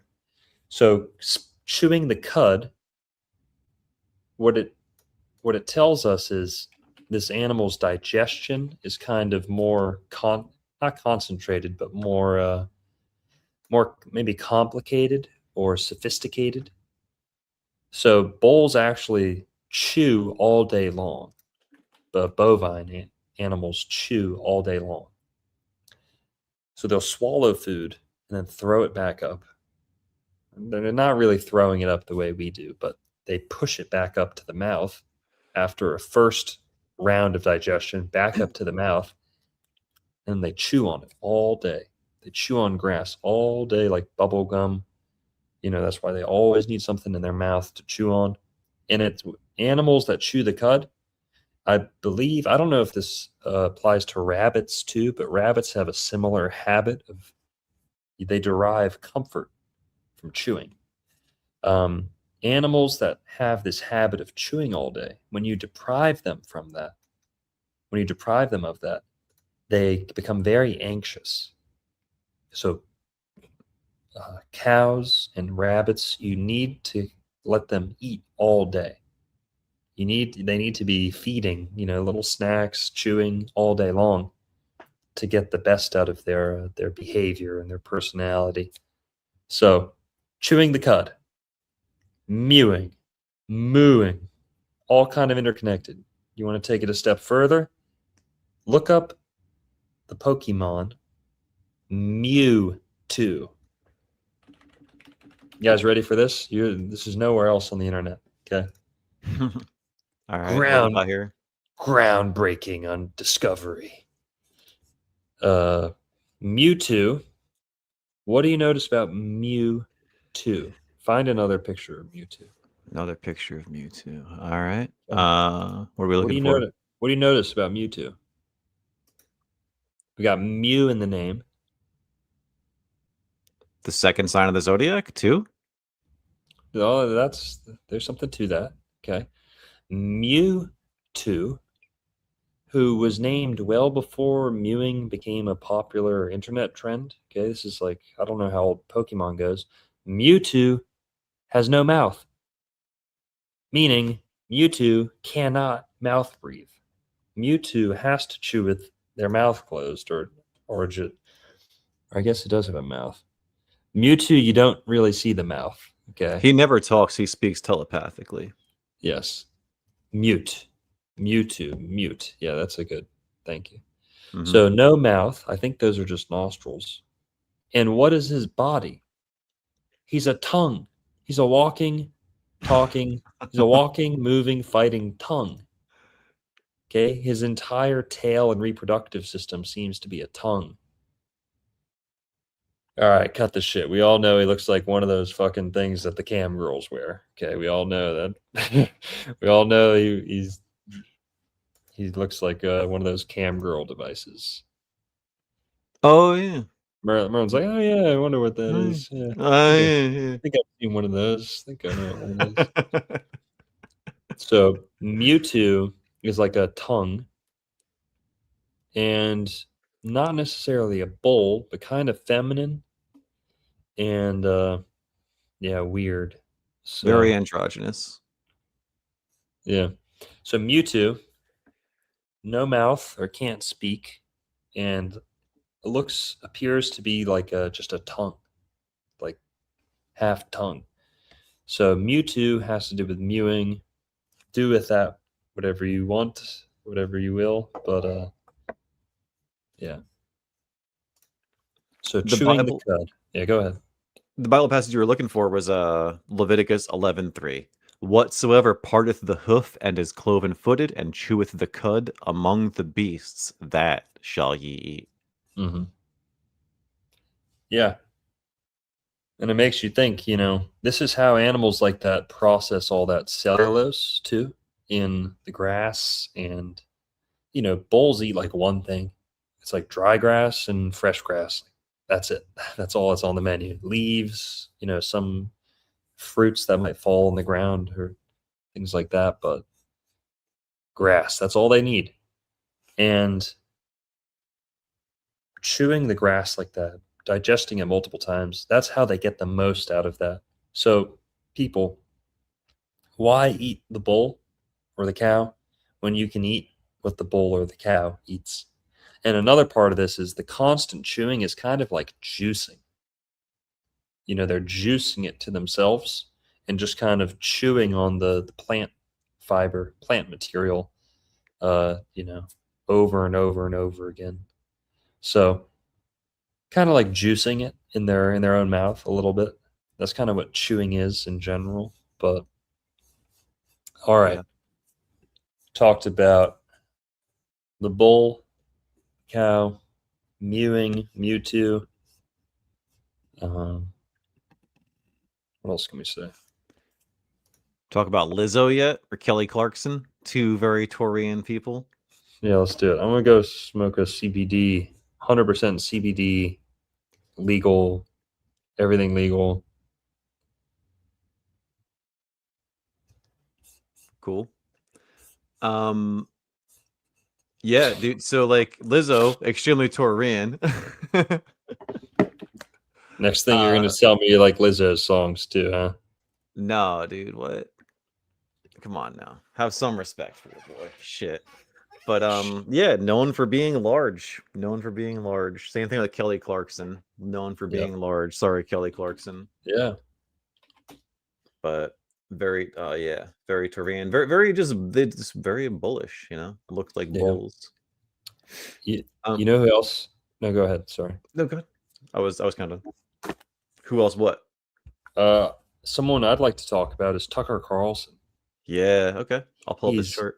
big time Taurus, and him and Candace almost had like the same personality for like a long time. When they've had like the same trajectory. Have you noticed that?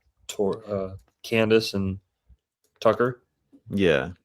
So also Candace, Candy Farmer is her fucking name. That's so Taurus is not even funny. Candy Farmer. Tucker Carlson, he's, not necessarily the manliest man ever, but he's kind of got like a masculine, look on his face a lot of the time when he does this. We were talking about that last episode, I think, with the conservative brow versus the liberal. Yeah, brow. the liberal fucking crazy eyes. The Rachel Maddow, bro. Yeah. Do you just assume my fucking gender? I can't even dude, I'd have to get surgery to pull my eyelids, to pull my eyebrows up that eye. Like Rachel Maddow. So scary. But Tucker Carlson's got this. He's always flexed in here. What do you mean they did that? What do you mean? I can't do his laugh, but the kind of Mickey Mouse. He is so zesty and effeminate, Tucker Carlson. So zesty, effeminate. But he's also like, Tauruses master this. They have it down to a T, like giving the impression of like I'm just a tough old rugged guy who likes to fly fish and get down and dirty, and hey, I'm a simple man just like you. I pack a lip, go and I fly fish, and yeah, man. Well,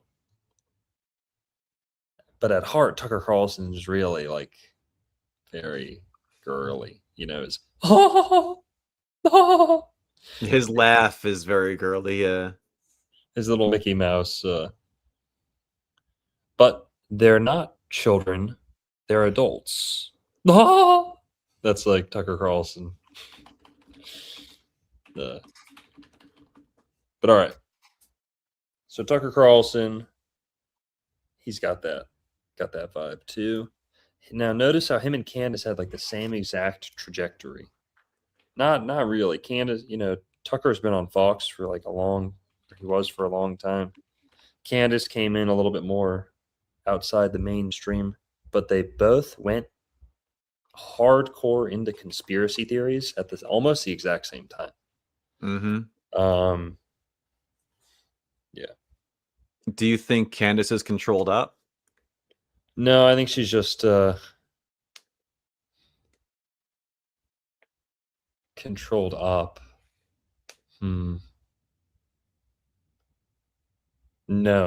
I think she's just a sassy Black woman who's like obsessed with herself. I love Candace Owens. I love her, but she's like obsessed. Takes herself kind of very seriously. She's like schizophrenic in her like degree of paranoia and how she'll burn bridges with people like over like one tweet. I think I don't know, man. It's hard to say. It's hard to say. I haven't met her, but I've seen her twice in person in Palm Beach. I've seen Hannity in Palm Beach. Interesting. Not Tucker, but I've seen Hannity. I think my brother parked Hannity's car one time. That's pretty cool. But Candace came to the restaurant I worked at twice and hung out there. And I didn't talk to her, but I parked her assistant's car or whoever was having dinner with her. She seemed nice. She seemed cool. She didn't have a handler with her. Like she was just chilling. Um, I don't know what her thing is. I think if she does serve the agenda of the rulers or whatever, I think it would be. I think the thing she's really scoring for them is she erodes faith in everything. Like anything she gets into, by the end of it, she'll tell you it's fake and gay. There, no one can be trusted. I think she's just. I think sometimes something I don't like about her, Nick Fuentes, a lot of people, a little too black pilled. They're a little too bitchy. Candace is a little bitchy for me. Very unforgiving, I think, with people who have supported her and then slightly offend her, and then she just goes scorched earth on them. That's kind of Taurus, though. We haven't really talked about Tauruses. Tauruses are very. They can be very soft and patient with taking disrespect, but Tauruses have perhaps the worst temper, like a bull. They see red, Yeah. and like a bull, when they get moving, they can't slow down. They can't stop until they hit like a rock, something denser or harder than themselves. They just start running downhill, like the running of the bulls, or they see red like a matador. And yeah, so I like Candace. She strikes me as not taking orders from anyone. I think she's really just she's kind of full of herself, and hey, that's coming from me. Okay. She's I don't know. She has this, we've kind of talked about it before. She has this smugness. She's one of those smug truthers where it's like everything is fake and gay, and I'm the only one who can sort through the mess, and like I'm the only one who knows anything true or rock solid. And I know I'm being vague here, but I think she does a great job at eroding confidence and faith in almost everything. So I like the noticing, that she did, but why didn't they see it earlier? Why did they swing the other direction so fast, so quick? Her husband does not seem like the type of guy who'd want to be married to her. I don't know. I don't really like her husband at all. He kind of creeps me out. There's something weird about him. He might be her handler, and she might not even know it. I could totally buy that. I could buy that. I'm pretty sure he's the founder of Turning Point UK, which is just fucking weird. She's beefing with Turning Point USA while she's literally married to Turning Point UK. Fucking odd. And then the fact that she was kind of flirting and scraping geocentrism and then just kind of backed away from that, I find to be weird, because I don't see how you could just fucking back away from that. It's like the most profound thing ever, and it's like, oh, I'm just gonna stop looking into it and talking about it. It's like, what? Like, what else is more important than that? I don't get it. I don't know. That's just me though. But I guess different people find it to be varying levels of importance, I guess. So I can maybe sympathize a little bit. And it's a fucking hot button topic that gets you in hot water. She has like this attitude, this sassy attitude, like smug, condescending, like everything's sarcastic, everything's like, and then they really expect us to believe this. Oh, okay. Yeah, right, Trump. It's like, yeah, right. Erica Kirk. It's like, I believe her about 90% of what she says. By the way, I'm on the side of her. I'm on her side about most of her things she talks about. She has this attitude, this sassy, black, stuck up attitude that sorry. I don't know. But I thought she was hot too. I'll say it. Fuck it. I'm saying it. I thought she was hot when she was young. Candace, For a black chick, whew. I could agree Hell with yeah. that. Hell yeah. She's hot. She was. She's like a black Uma Thurman. Come on now. Come on now. No, that one's not right. There's something up with that one. Yeah. Yeah, Who's that's the chick on the left? Oh my gosh. I don't know. I think she was working at the Getting- 7-Eleven. I just stopped at it. Getting Chick's brutally pretty- mugged. Pretty familiar to me. I think I just. Yeah, Right. no, Candace is definitely not ugly. The French first lady thing, I agree with Candace on that too. I do think I hated it when Trump called out He's- Candace and said, Been calling Candace ugly and Brigitte beautiful, bro. I That's your know, boy. That's your boy. "Yeah, he's trolling though. It's Oh. fucking hilarious." You think I he's do. trolling? Oh, it's hilarious. I do the same thing, Alright. dude. He thinks he's joked about Michelle Obama being Michael. I think he's pissed that Candace doesn't support him anymore. So he's like, all right, fuck her. She's dead to me. I think he wants France to support the Iran war, so he's doing whatever he can by complimenting a fucking man. Yeah. You know, he really wants the EU support for this shit, I think. I think that fucking somehow put some grease in the fucking some tar in the small hat's plans over there, I think. Yeah. Who else, man? Adele, a little bit. We looked at her.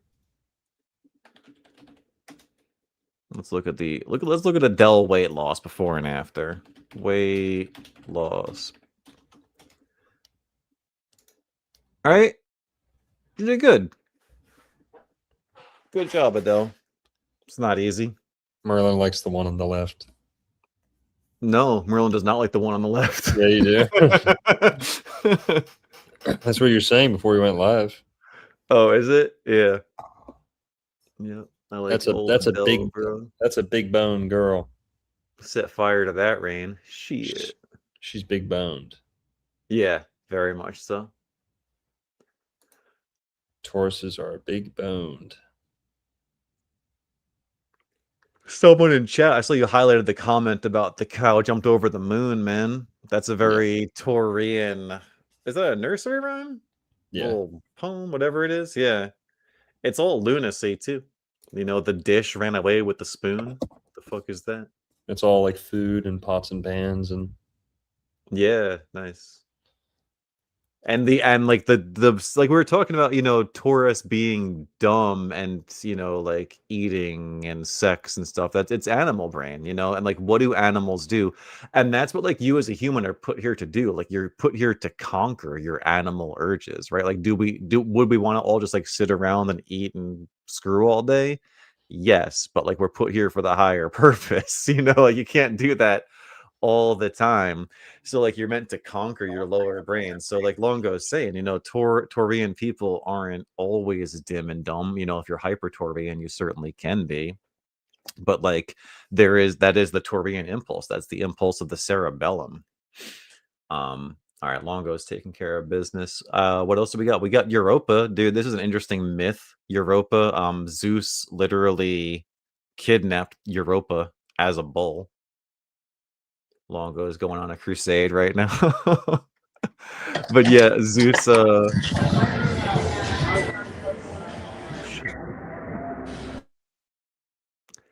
yeah, Zeus was enamored with this chick and decided to seduce her. And yeah, and then it allegedly let's see, this is where the constellation Taurus comes from actually. So like Zeus abducted this chick, brought her to Crete. She became the first king of Crete. And then Zeus later recreated the shape of the white bull that he captured her in, which is now known as the constellation Taurus. So like that's, you know, the mythology of where Taurus comes from in Greek mythology. And I think, where is it? We were talking about the neck earlier too, right? So like, look at that. While Europa and her helpers were gathering flowers, she saw the bull and caressed his flank. So I think like she like touched him on the shoulder. So very, very bull-like, very Taurian, going back to what Longo was saying there.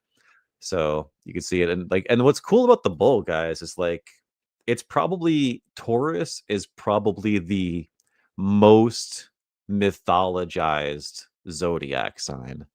You know, like all zodiac signs have their mythology, but like think about how many different bull myths there are and bull symbolism, you know? And going dropping a little what is that guy's name? The astrotheology guy before Santos, fat Jordan Maxwell. Thank you. Yeah, Jordan Maxwell would be like, "Oh, you know, the age of the bull's over. Cut the bullshit." And that's, you know, the Aryan religion kind of tried shitting on all the bull mythology. So enough bullshit. But yeah, you got the golden calf, right? Going back to the small hats. The sin of the calf. All right, let's look at some other Taurian people. Uma Thurman, Stevie Wonder. Kirsten Dunst, dude. Yo, chat. What is the over under? I stepped out for a second. No worries. Sorry about that. No worries. What's the over under on Longo getting enriched by youths this evening? Is Longo gonna encounter some youths out there? But dude, Longo, Kirsten Dunst, fine, yes or yes? Who? I don't know what she looks like. You don't know Kirsten Dunst? No. You didn't see like the Spider-Man back in the day? No. Oh my gosh, dude. All right. But yeah, Kirsten Dunst, Taurian, fine. Dude, guys, Kirsten Dunst and Spider-Man back in the day. Holy shit. Jack Nicholson's a Taurus, dude. Interesting. Let me see again. Kirsten Dunst, let me put it up real quick. Kirsten Dunst, Spider-Man. Yeah, she was MJ, bro. She's the OG MJ. Far apart eyes, too. Kind of mid. Kind of mid. Kind of mid, yeah. Bro, this guy's fucking trolling me tonight. This guy's calling prime Kirsten Dunst kind of mid. Dude. Unreal. Unreal. He's just trying to mog right now. That's fine. She would. Jack. She would what? She wouldn't last. She wouldn't even make it into a club in Florida. They'd have her waiting in line for like 2 hours at a club in Florida. Dude, do you know the memes about Pierce Brosnan? About the kind of women that Pierce Brosnan likes? You're muted.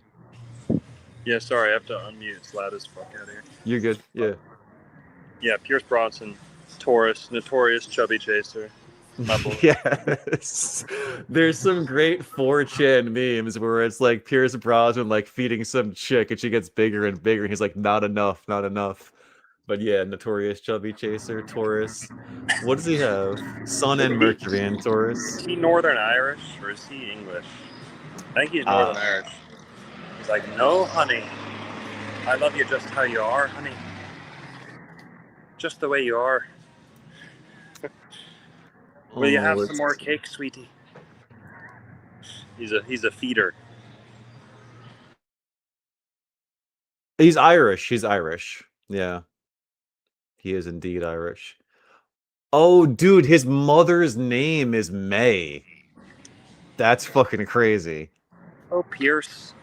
Do I look fat in these jeans? No, honey. You look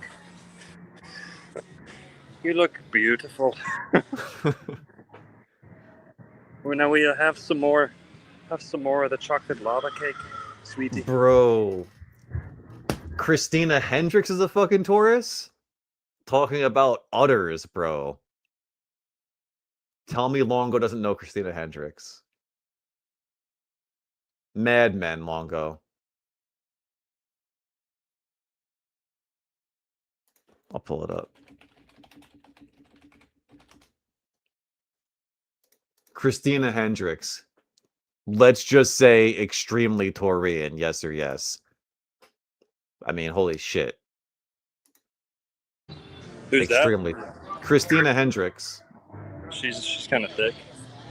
Kind of thick is an understatement, dude. That is like understatement of the century.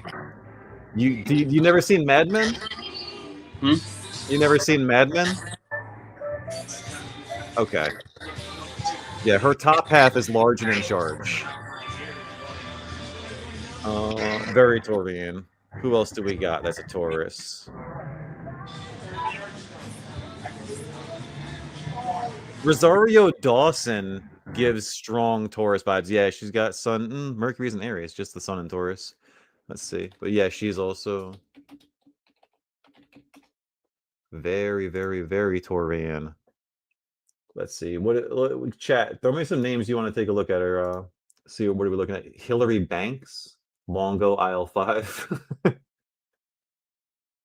Is Za legal in Florida? Yeah, Longo does nothing but legal stuff. She's utterly Taurus. Yeah. Gal Gadot is Taurus? I did not know that.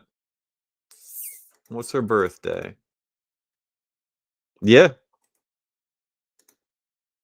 I'm not a big Gal Gadot fan, honestly. Like, she's definitely not ugly. I would never be like Longo's called fucking Kirsten Dunst mid. You know, I'm not gonna say that. I'm not fucking crazy. But like, I don't know. You know, especially playing Wonder Woman. I don't know. She's definitely not ugly though. But interesting. But yeah, Rosario Dawson, very hang Taurian. on. Guys, we gotta forgive Merlin, okay? Merlin's such a rookie when it comes to the JQ that he didn't know that they give them new birthdays and identities when they join Mossad, and when they go from IDF soldier to industry plant, they get a new birthday. So I don't know if we can trust Gal Gadot's birthday, but Wonder Woman, that's pretty Taurasian. Yeah. Yeah. Dude, I'm a JQ OG, dude. Yeah. Yeah. Fucking JQ for. I'm just teasing. I know. All right, I'm not gonna pull it. Jerry Seinfeld's a Taurus. It's pretty funny. Did you like the show Seinfeld? Come on, tell me you didn't like Seinfeld. What's this with here. What's this with the JQ? I can't do Seinfeld. I can't do Seinfeld. But Seinfeld is actually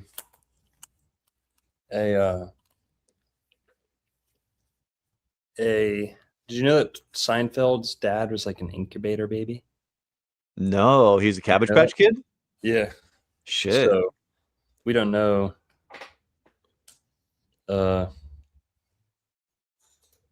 Yeah. Incubator baby. Yeah, I didn't. Oh shit, YNW Melly's a Taurus? What the fuck is that? The Florida rapper. Is he? Oh, you actually know YNW Melly?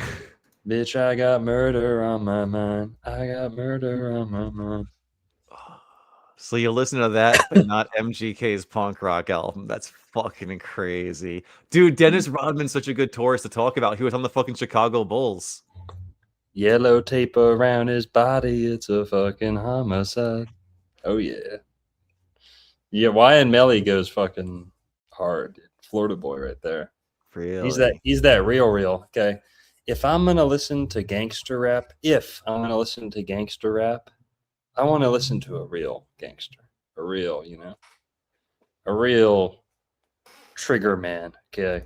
All right. YNW Melly's got a couple bodies. So I'm not saying that's a good thing. But if we're going to listen to rap, let's listen to the authentic stuff. Jamel Maurice. His last name is Demons, bro. Yeah. What the fuck? Yeah. No, he is a demon, yeah. I'm not glorifying him. YNW stands for Young Neighbor World. That's interesting. Yeah, YN is Young Neighbor, by the way. Yeah, okay, Murder on My Mind. Okay, Pete. Okay, I've never heard of this fucking guy before 2 seconds ago. Okay. Sick. Yeah, that song's fire, dude. Murder on My Mind. Yeah. It's a pretty good song. He sings. He's not really like a rapper, too. But all right. What was that? Is it the youths? So, yeah, what else, man? Taurus. Jack Nicholson, Taurus. He's famous for like only getting fatter throughout his career. Yeah. Being a very indulgent, like can't put the food down, can't put the drugs down, you know. Tauruses have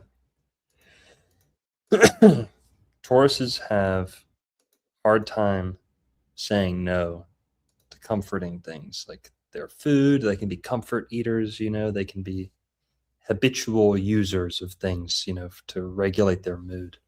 So, yeah. Tauruses are notoriously lazy too, like cows, bulls. Oh, it's the fucking phone. That's what it was.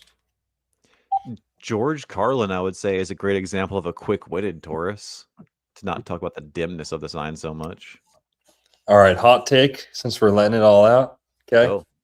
George Carlin sucks. He's not smart. He's not cutting edge. He's so vague. He's like, it's them with their church and their government. And they taught you all this in school. And you really he's just like, again, there's like this smugness. He's like, I've got it all figured out. And you've been so fooled by Jesus and their Jesus and God. And you think God's is, I don't like George Carlin. I think he's a loud, obnoxious loser, atheist loser. Okay. In hindsight, I would definitely agree with that. But growing up, you know, I liked him. But yeah, like if George Carlin was alive today, he'd have fucking Trump derangement syndrome like that. Who's that one chick? Whatever. He'd have TDS out the fucking ass for sure. TDS, you know, he was like a hardcore liberal, if I'm not mistaken. He was like, Yeah. you know, George Carlin kind of sucked. It was lukewarm takes shouted at like max volume, you know? Yeah. But I wouldn't describe him as slow-witted though, at the very least. You know, like, and like Yeah. back in the day before he got too political, like his comedy was pretty good. You know, like when he was like, "Oh, they tell you to get in the plane, fuck," or they get on the plane, fuck you, I'm getting in the plane. You know, it's like funny wordplay like that. You know, it's like he wasn't really bad back in the day. When he got political though, he was definitely pretty shit, especially in hindsight from today. Yeah. George Carlin, I can't think of anything like great or like eye-opening that he ever said. It's just like normie core. The church is the system. Yeah. The government's the system. Yeah. Yeah. Yeah, I'm a Debbie Downer. Yeah. Sorry. Takes a lot to impress me. I don't know. I like Merlin. I like Lawrence of Arabia. I like lots of people. So my bar is pretty high though. And it's my show and I can complain about whatever the fuck I want. So Do you like Queen Elizabeth II? Good Taurus example. She was a rock for the country. You know, evil woman, obviously, but I mean, she was a rock for a long time for England. You know, I think was she their longest serving queen? Do you think? yeah, Or maybe longest reigning? sounds about right.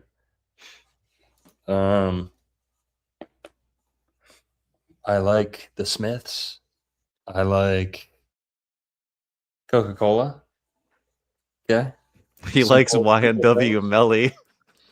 I don't mind. Yeah, YNW Melly's got a couple good songs. He likes fat spliffs, apparently. Jimmy Mack with the 1999. Got some big spenders in the house tonight. Woo.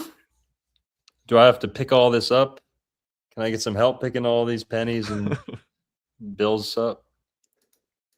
Oh, that was Man. actually on my channel, dude. Oh shit. No, I'm kidding. Faux pas. But thanks, Jimmy Mack. Appreciate it, man. Love you, dude.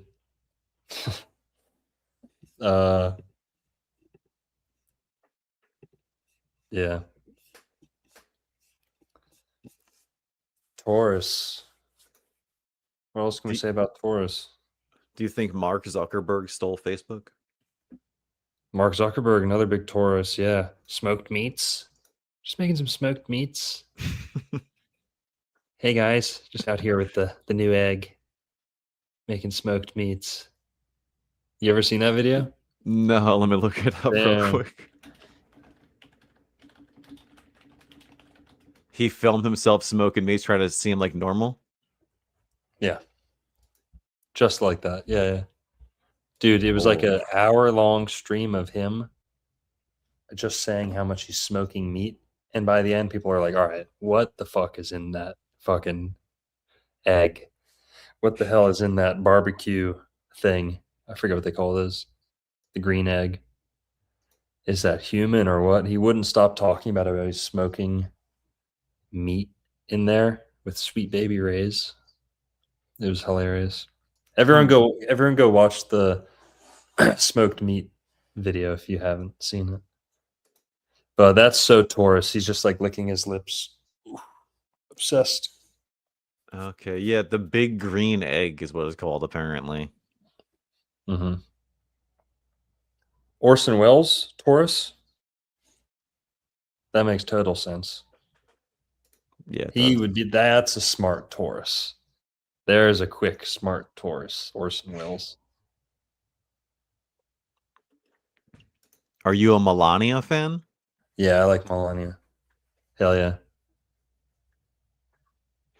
She's got a lot in Taurus. Oh, look at that, dude. Someone earlier in chat was like, if you want to see beauty, look at Venus in Taurus. And Melania does have Venus in Taurus. She also has Saturn in Taurus. Saturn conjunct Sun. Some unhappy marriages, she's been cheated on a lot, I think. You think so? Yeah. You think Stormy Daniels counts? I guess, yeah. You think she doesn't count? I don't know. I feel like that all might have been fake news. Why the hell would you bang Stormy Daniels when you have Melania at home? Because she was pregnant? I think that's something like that. I think Homeboy is just a horny little man, honestly. Yeah. Well, at least they're full-grown adult females, unlike most of the American government, unlike most of all these other players' interests. Yeah. Sam Altman, another Taurus. Go click on him. Sure. Jessica Alba, that's another great, pretty Taurus example. Taurus is probably the best sign to be if you're a woman. I'll be straight up. It's just like you get the most out of femininity. You get the most out of being a girl, I feel like, with Taurus. Oh, that's mean. I don't care. That's true. Tauruses are the sweetest. They're often the most feminine. I like a lot of signs, but Tauruses are easy to get along with. They're, usually kind of positive people. Yeah. Jessica Alba, dude. Smoking. Yep. Venus and Taurus. She has a lot going on in Taurus. She's got Venus, Mercury. She's got a nice stellium. Venus, Mercury, and the Sun in Taurus. All very, very, very close. Is that Mars? Al Pacino. Let's get into let's move past the sun sign for a sec. Let's go to Al Pacino. Let's add a little. You want to go rising signs? Yeah, a little.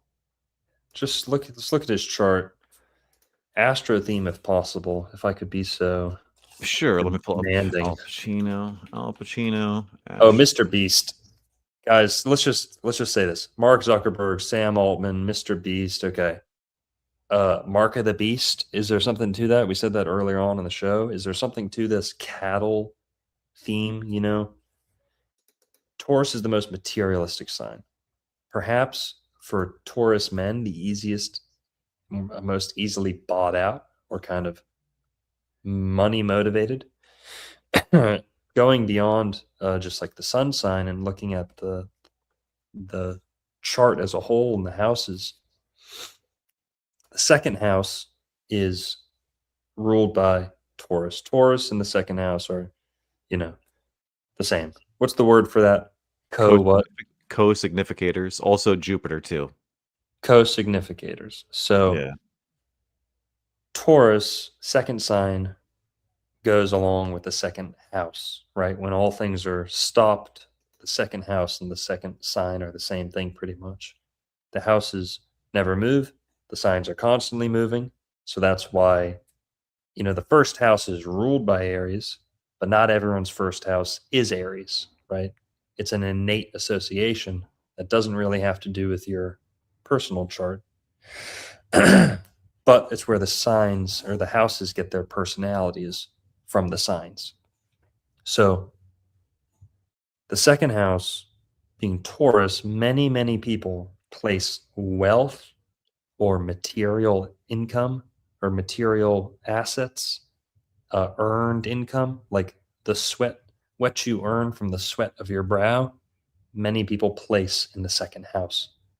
Whereas money that falls out of thin air into your lap is more in the eighth house, opposite that.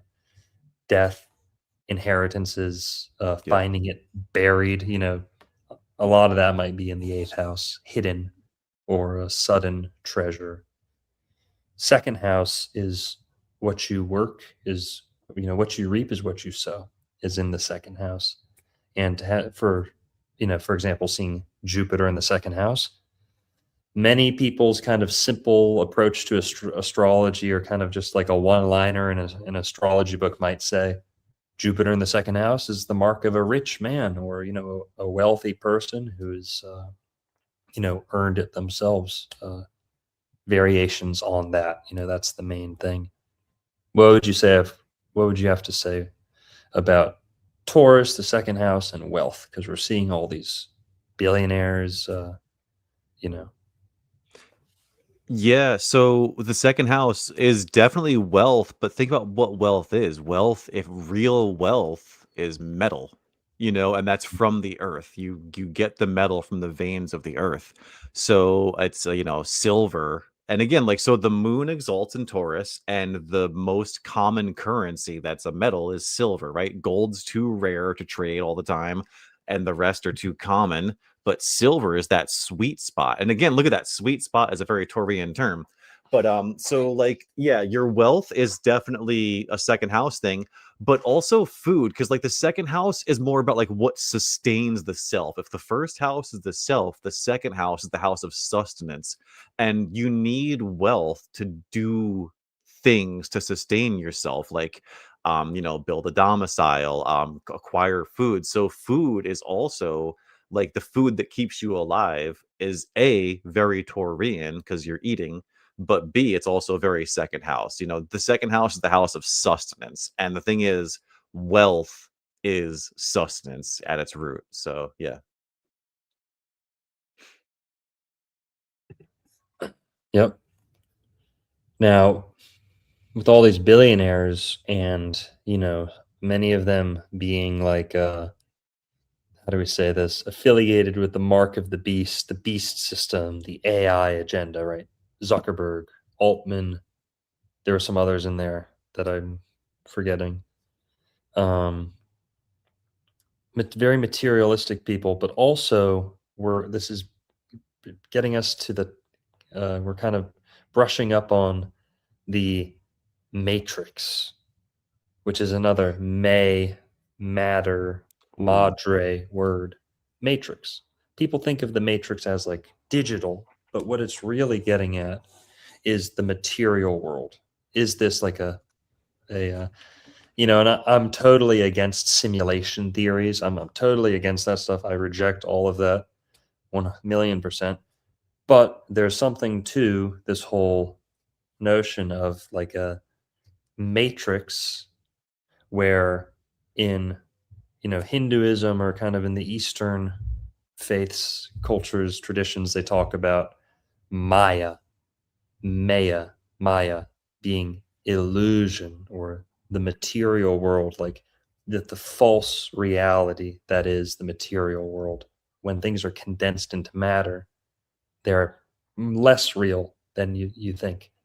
You know, we ever since Aristotle, we kind of think of this world as the primary and everything else being theoretical or, you know, hopeful, wishful. You know, we believe in this secondary realm. We hope to see it one day. Before Aristotle, or kind of outside of, with more Platonic thought, this world is the world to be doubted. This is like the secondary world, the shadow. This is the one that needs to be figured out. And the heavenly realm, or the realm of forms, whatever, is the more primary and true and real.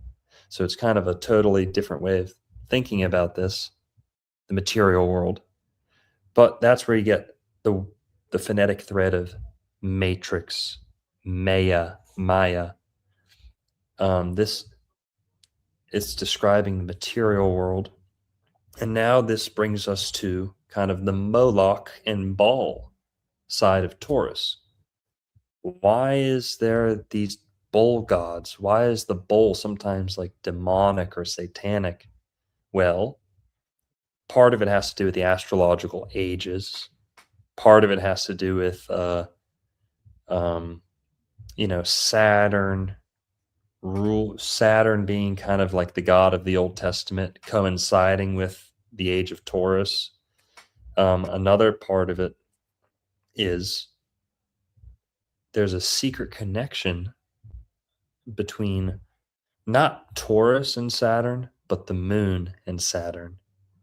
And you know, by consequence, Taurus as well. So we don't want to stuff every planet we can into Taurus and try and make it fit. But you'll see what I mean about this. Can you look up like Moloch, please, or Sure. Baal with like a bull head? This is the last thing we'll touch on, then we'll wrap it up. So these bull-headed gods, Moloch was kind of frog-headed and Baal sometimes too. But you see this. Look up the Canaanite where they're like handing the baby to the bull statue. Let's see. Yeah, second from top left. Oh yeah, yep. Yeah, zoom in on that one. So this is like Baal or Molech again. Sometimes they're like composite creatures, like a toad and a bull and all this crap. Moloch often associated with an owl, although that's not like a totally concrete association, like anciently speaking. But the bull in the material world, let's talk about that for a second. Sacrificing the bull has a couple meanings, and you know, the whole ritual of the matador, slaughtering the bull fight, you know, what does this symbolize? You can look at it a couple ways. Number one, by slaughtering the bull, it represents the soul's triumph over the material world. The hero slaughters the bull or the minotaur to be freed from the maze, matrix, maze, this never-ending kind of loop cycle puzzle. And eventually, if I can tie this all together, this brings us to Shiva, believe it or not. Shiva is the combination of Saturn and the moon. Shiva is so Saturnian in his qualities, but has the crescent moon on his forehead. And what the moon and Saturn have in common is density and this matrix kind of programming, where Taurus rules Taurus and the moon rule the material world, Earth, Terra, Earth side of it. And Saturn rules like the computer coding behind it. So when people say prison planet, they're talking about the matrix, simulation, all this stuff is like very Taurus coded, where they're getting wrapped up in the material world and seeing, yeah, whatever. What do you think about that? Dude, I love the Saturn Moon connection, man. It's my favorite thing to pop off about because like few people talk about it and few really see the connection. And the connection is undeniable. Like you were talking about how they're the two ends of the spectrum. You know, Saturn is the Mhm. furthest planet and the moon is the closest heavenly body. So like the ancients believe that like when the seed drops into the womb, Saturn takes first action and starts binding because Saturn rules binding things. So Saturn begins binding your material form, and then of course you moonifest through the moon. But the connection, like if you think about the heavenly bodies, especially the inner seven, Saturn is the furthest, the moon is the closest, and the sun is the center, thus heliocentric in that way, right? And the connection between them is undeniable because there's 365 days in a year. So the moon, the lunar cycle from new moon to new moon is 29.5 days. Saturn takes 29.5 years to transit the entire zodiac. In 29.5 years, the moon will transit the zodiac 365 times. So, Mm. like, the literal mathematical connection between these heavenly bodies is undeniable. Yeah. And if you understand how the celestial mechanics work, it's just incredible. Yeah. I don't know how I feel about this, but I've heard a lot of people say things like that, don't go to the white light, doubt the white light, or, question the white light. Don't just go into it because you see your friends and family, or I don't know how I feel about that. That might be another deception too. Like, yeah, don't go to heaven. Like Right. everyone on YouTube's like, when you see heaven and your friends and your family, don't go there. It's a Christian simulation, false. I don't know. I I think agree. I think if you this is what I think. Call me crazy, call me unsophisticated, okay? I think if you live a good life and you do more good than bad, way more. I'm not saying you barely got to tip the scale. That's like Rockefeller philosophy. If you donate more than bad, you earn yourself a place in heaven. I'm not saying that, but I do think a light heart. There's all these traditions around the world about having your heart weighed at death. I don't think it's as much of a picking right versus left, okay, or as, getting into the right afterlife. I think that's a little silly, to be honest. I think it has more to do with well, that's a good point. I hear you. I'm not shutting you down totally, but my position on it is your heart will be weighed, and that's different than your deeds. You know, that's different than, good deeds are important. Good deeds anchored in faith. People say, faith first works or belief first works. Works anchored in faith. That's the key. Not having a heavy heart, meaning forgiveness is in the heart, not necessarily how many times you say, I'm sorry, or, you're forgiven, apology accepted, or it's not so much that, it's more in the heart. Heavy heart, light heart. Your heart needs to be as light as a feather for you to proceed. If you're worried about leaving this plane or whatever, I'm not really too concerned about that stuff. But if your goal is to escape the cycle of reincarnation and all that, if you've been convinced that's the way, or you want to make it to heaven, our deeds are going to matter.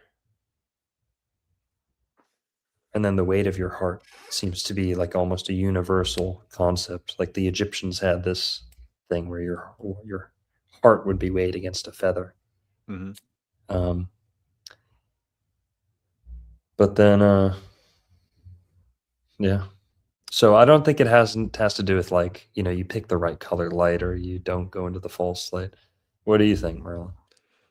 Man, I don't buy the whole prison planet thing at all. You know, it kind of I think dude, I am again like is my life perfect? Am I perfect? No, but like I'm so constantly grateful to God for the life he's given me, you know? Like I think God is benevolent and I have full faith in that. I don't think we're in a loosh farm. I don't think we're in a soul trap. You know, I'm not even sold on reincarnation honestly. Like maybe we reincarnate, but You know, you never know. But like if you're talking about where you want to go after you die, and if I had like full you know, control to go wherever, I would either go for Polaris or the sun.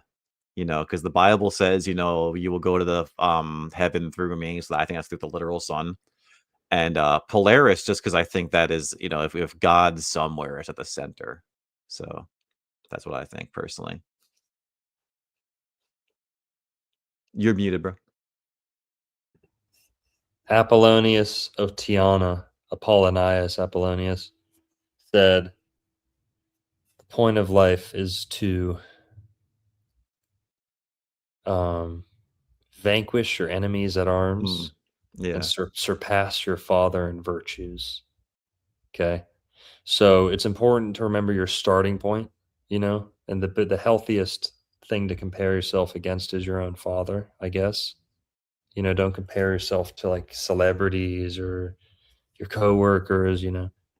Did you move the needle forward? Did you move the chains forward in comparison to your own bloodline? Who knows? Whatever.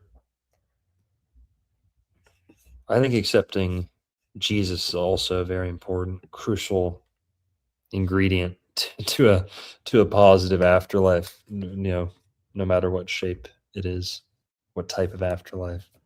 Is there any specific aspect of Jesus you think, like, are you talking like the historical Jesus or just like Jesus as like a concept more? The historical Jesus, yeah. Everyone needs to bend the knee and bow and be grateful to Jesus.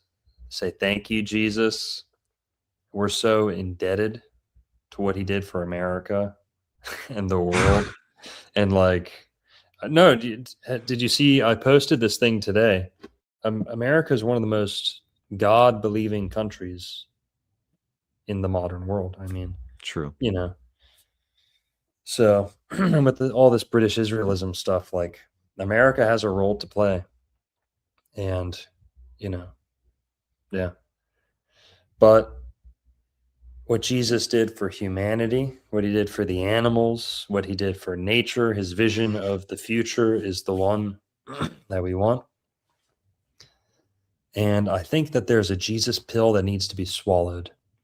And when people say, like, oh, well, what about the little islander who's never heard of Jesus? You think he just automatically goes to hell because he hasn't heard of him? Maybe. Fucking maybe. Who am I to say? Maybe you do need to hear about Jesus, okay? I wouldn't trade places with anyone who'd never heard of Jesus, okay?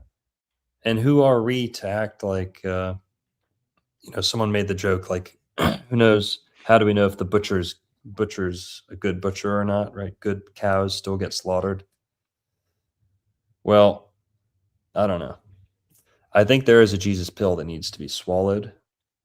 It's crucial that when you do hear about Jesus, that you accept it and embrace the story. I do believe that. And people who deny or reject Jesus have such a bitterness. And I know I've been pretty negative this stream, but just bear with me here.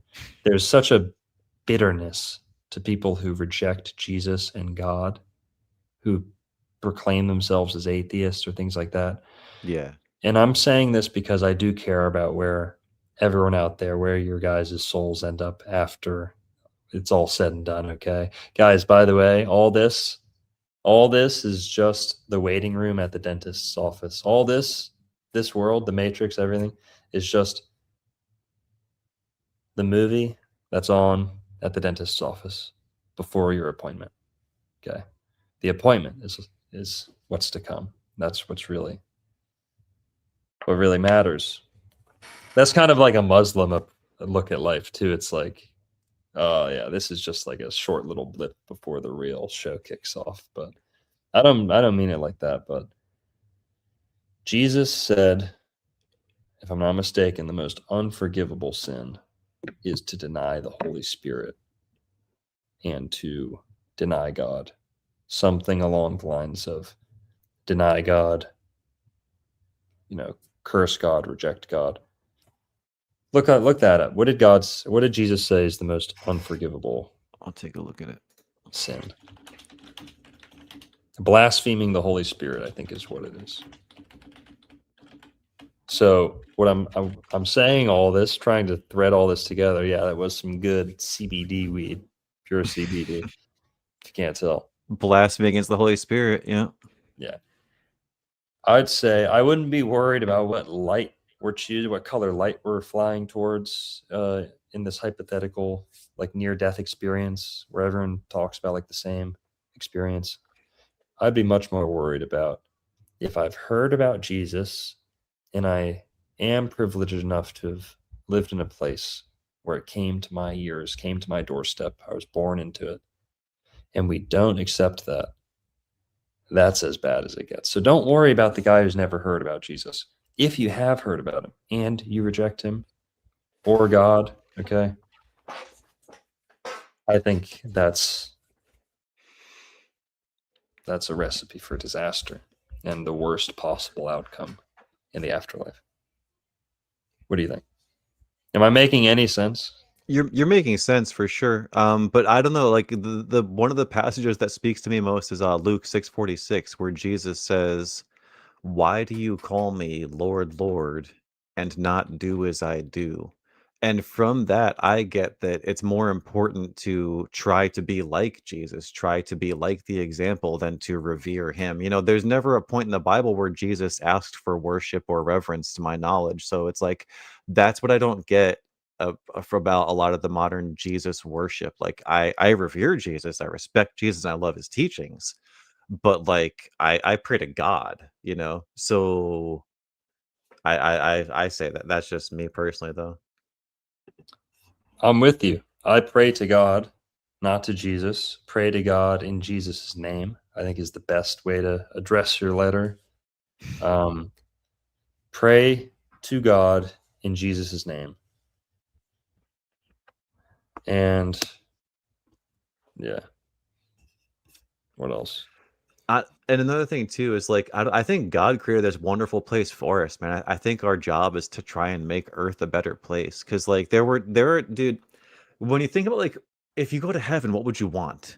And I've had moments where like I've been in my backyard with my dog, and I figured like if heaven could be a place on earth, this is it. Like this is literally it. I was so happy. I was so contented that like literally God has given me what I wanted. What more could I want? No, obviously I don't know what else he could offer me, but like it's pretty great here sometimes. And I think like what earth is true neutral. It's neither heaven nor hell, and we can kind of carve out whatever we want here personally. 100%. Well, that's a good note to leave it on. Taurus, I guess we got real hierophanty at the end here. A little bit, real papal. But yeah, man, what are you up to this week? What should people keep an eye out for?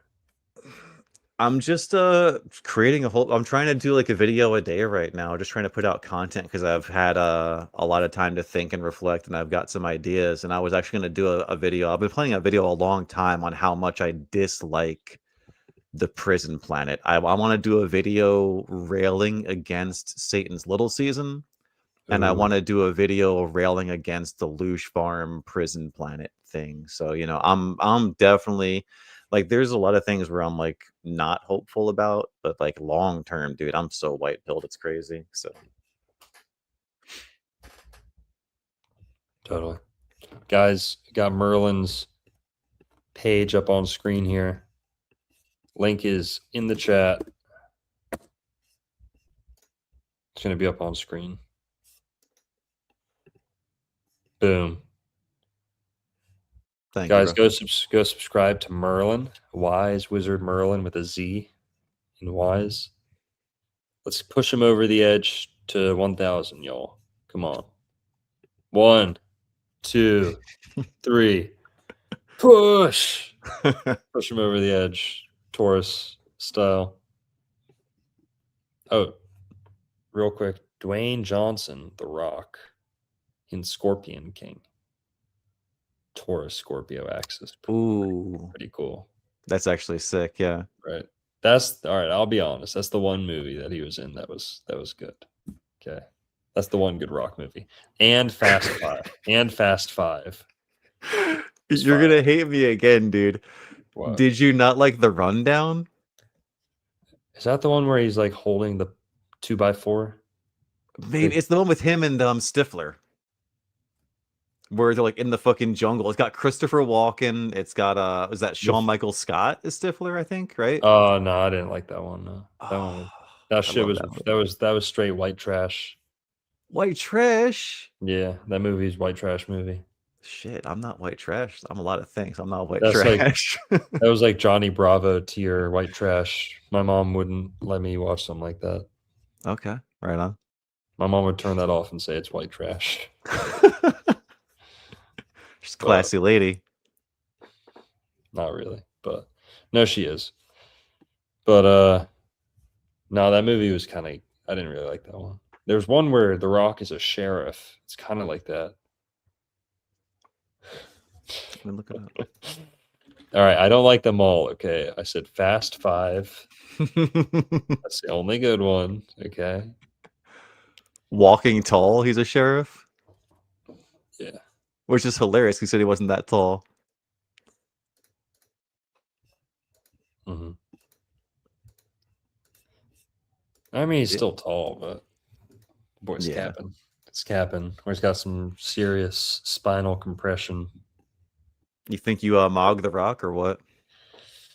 Who's asking? Who's judging? Women. No, I don't think I. Well, I don't know. I think I could give him a run for his money if he let us both loose at a, you know. Yeah. Who knows? No. But I don't know, man. Do you think you Mog the Rock? No, man. I don't know. I think you got a chance. We're both bald though, so like he can't hair mog me. So we got that going, And I am bulking, but I got a ways to go till I'm fucking rock bulk. You know who else we forgot to talk about? Dennis Rodman. Yeah, bro. Yep. Played for the Chicago Bulls. A lot of piercings. Dude, I can't believe Colin thinks he roasted me with this. Bro, you roasted yourself. Yeah. MGK. Fast and Furious. I'm taking Fast and Furious every day of the week. Okay. I've never seen a single Fast and Furious movie ever in my life, dude. Not a one. Not even the ones in Florida? None of them. I've seen zero of them. I'm not a car guy. Yeah, me neither. Love you, Colin. Just teasing. Colin Gooch. What a patriot. Is that your real last name? That's funny. God bless. All right, guys, go subscribe to Wise Wizard Merlin. Go subscribe to my astrology channel. Dr. Narco Longo. Yeah. Here we go. Dr. Narco Longo. Links coming in the chat.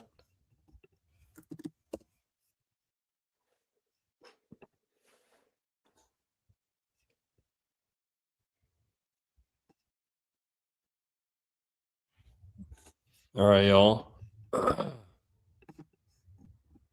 What's up, man? You want to close with anything, or? No, it was a good Taurus stream. Yeah. It was fun. We had some laughs. Could drag it on a little long. That'd be Teresian. Yeah, drag it out. Take it slow.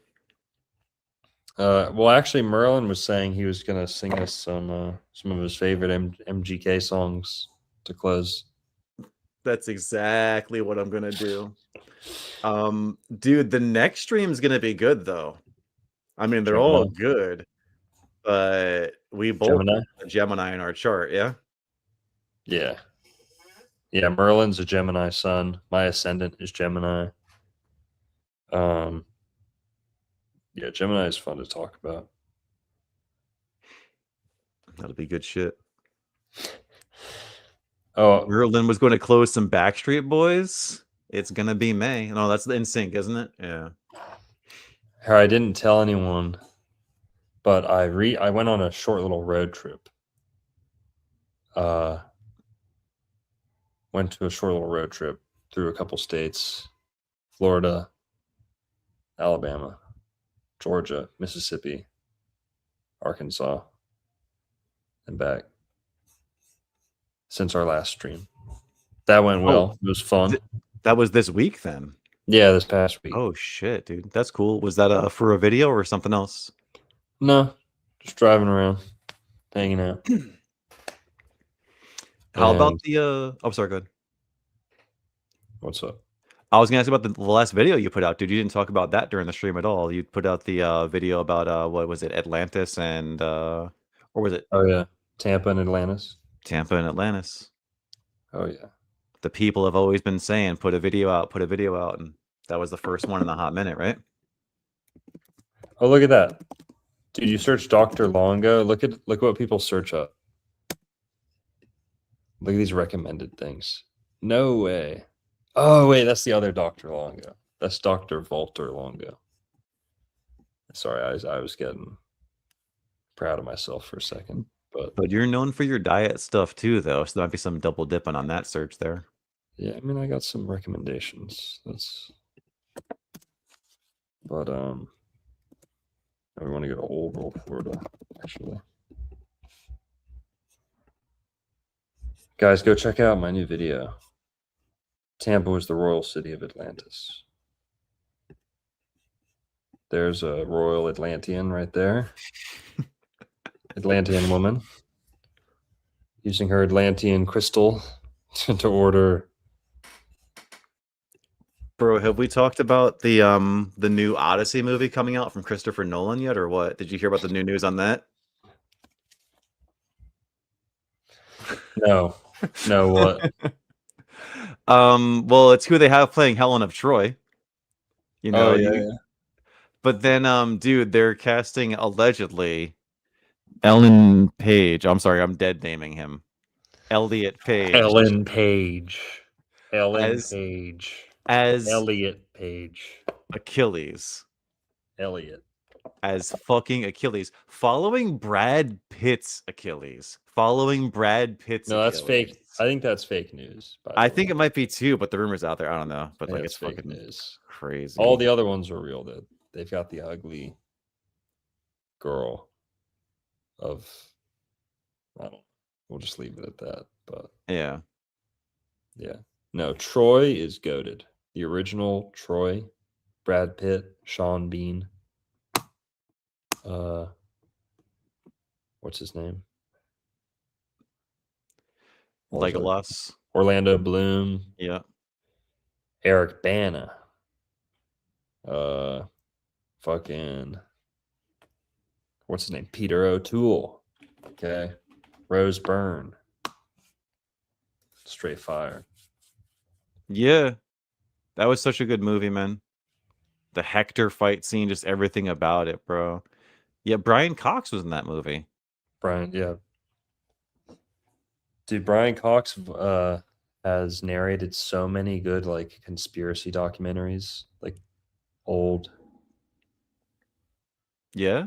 Yeah, like he narrated this John Dee documentary. That was really good. Interesting. That's pretty fucking cool. Yeah.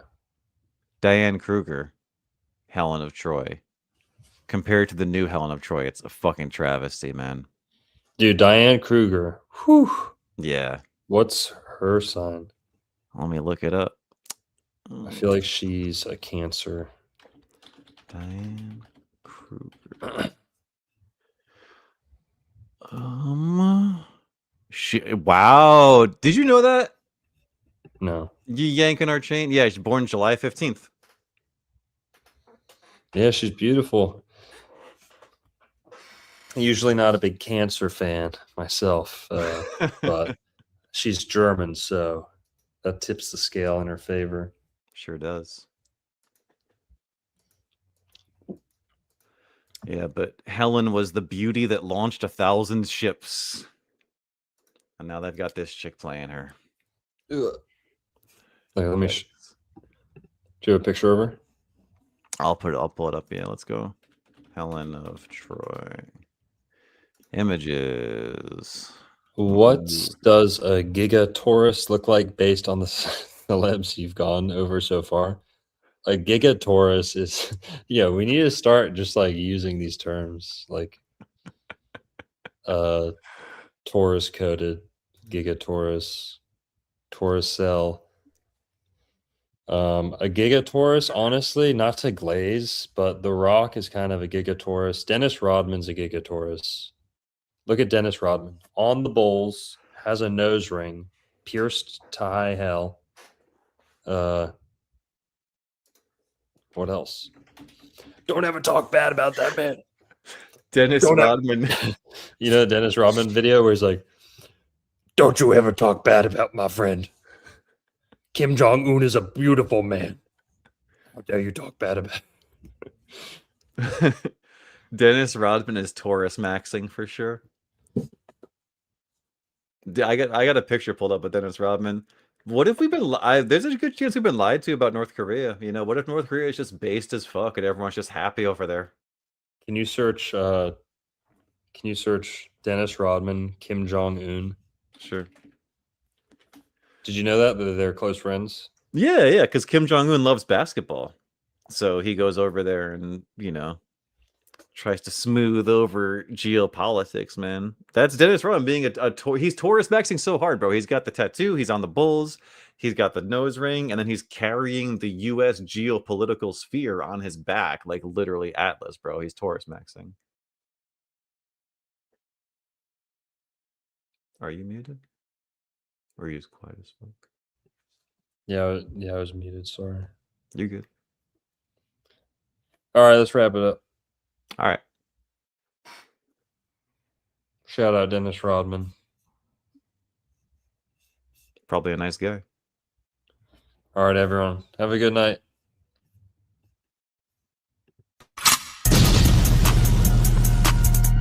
Yep. Wild Indian, yeah. Hey, V, line them up. I'm a wild Indian, you know I go crazy. Ain't really Indian, that boy you gazy. I just keep it player, you can never play me. You got an ass so fat, girl, let's make a baby. And another one. Then I'm back to the trap, I'm trying to double some. She a bad woke chick, and I love her tongue. We some jurisdiction boys, we some one-on-ones. Look, don't compare me to no Martin dog, I'm like Malcolm X. Die by that freedom, we'll leave a crack a stretch. Round of applause, boy, you know we clapping text. Chucky dog, child's play, yeah, nigga, that's what's next. Open up the cans just like Arizona. Pull up masked up like we got the Rona. We set up jurisdictions when we buy the corner. How you claiming that's your hood and you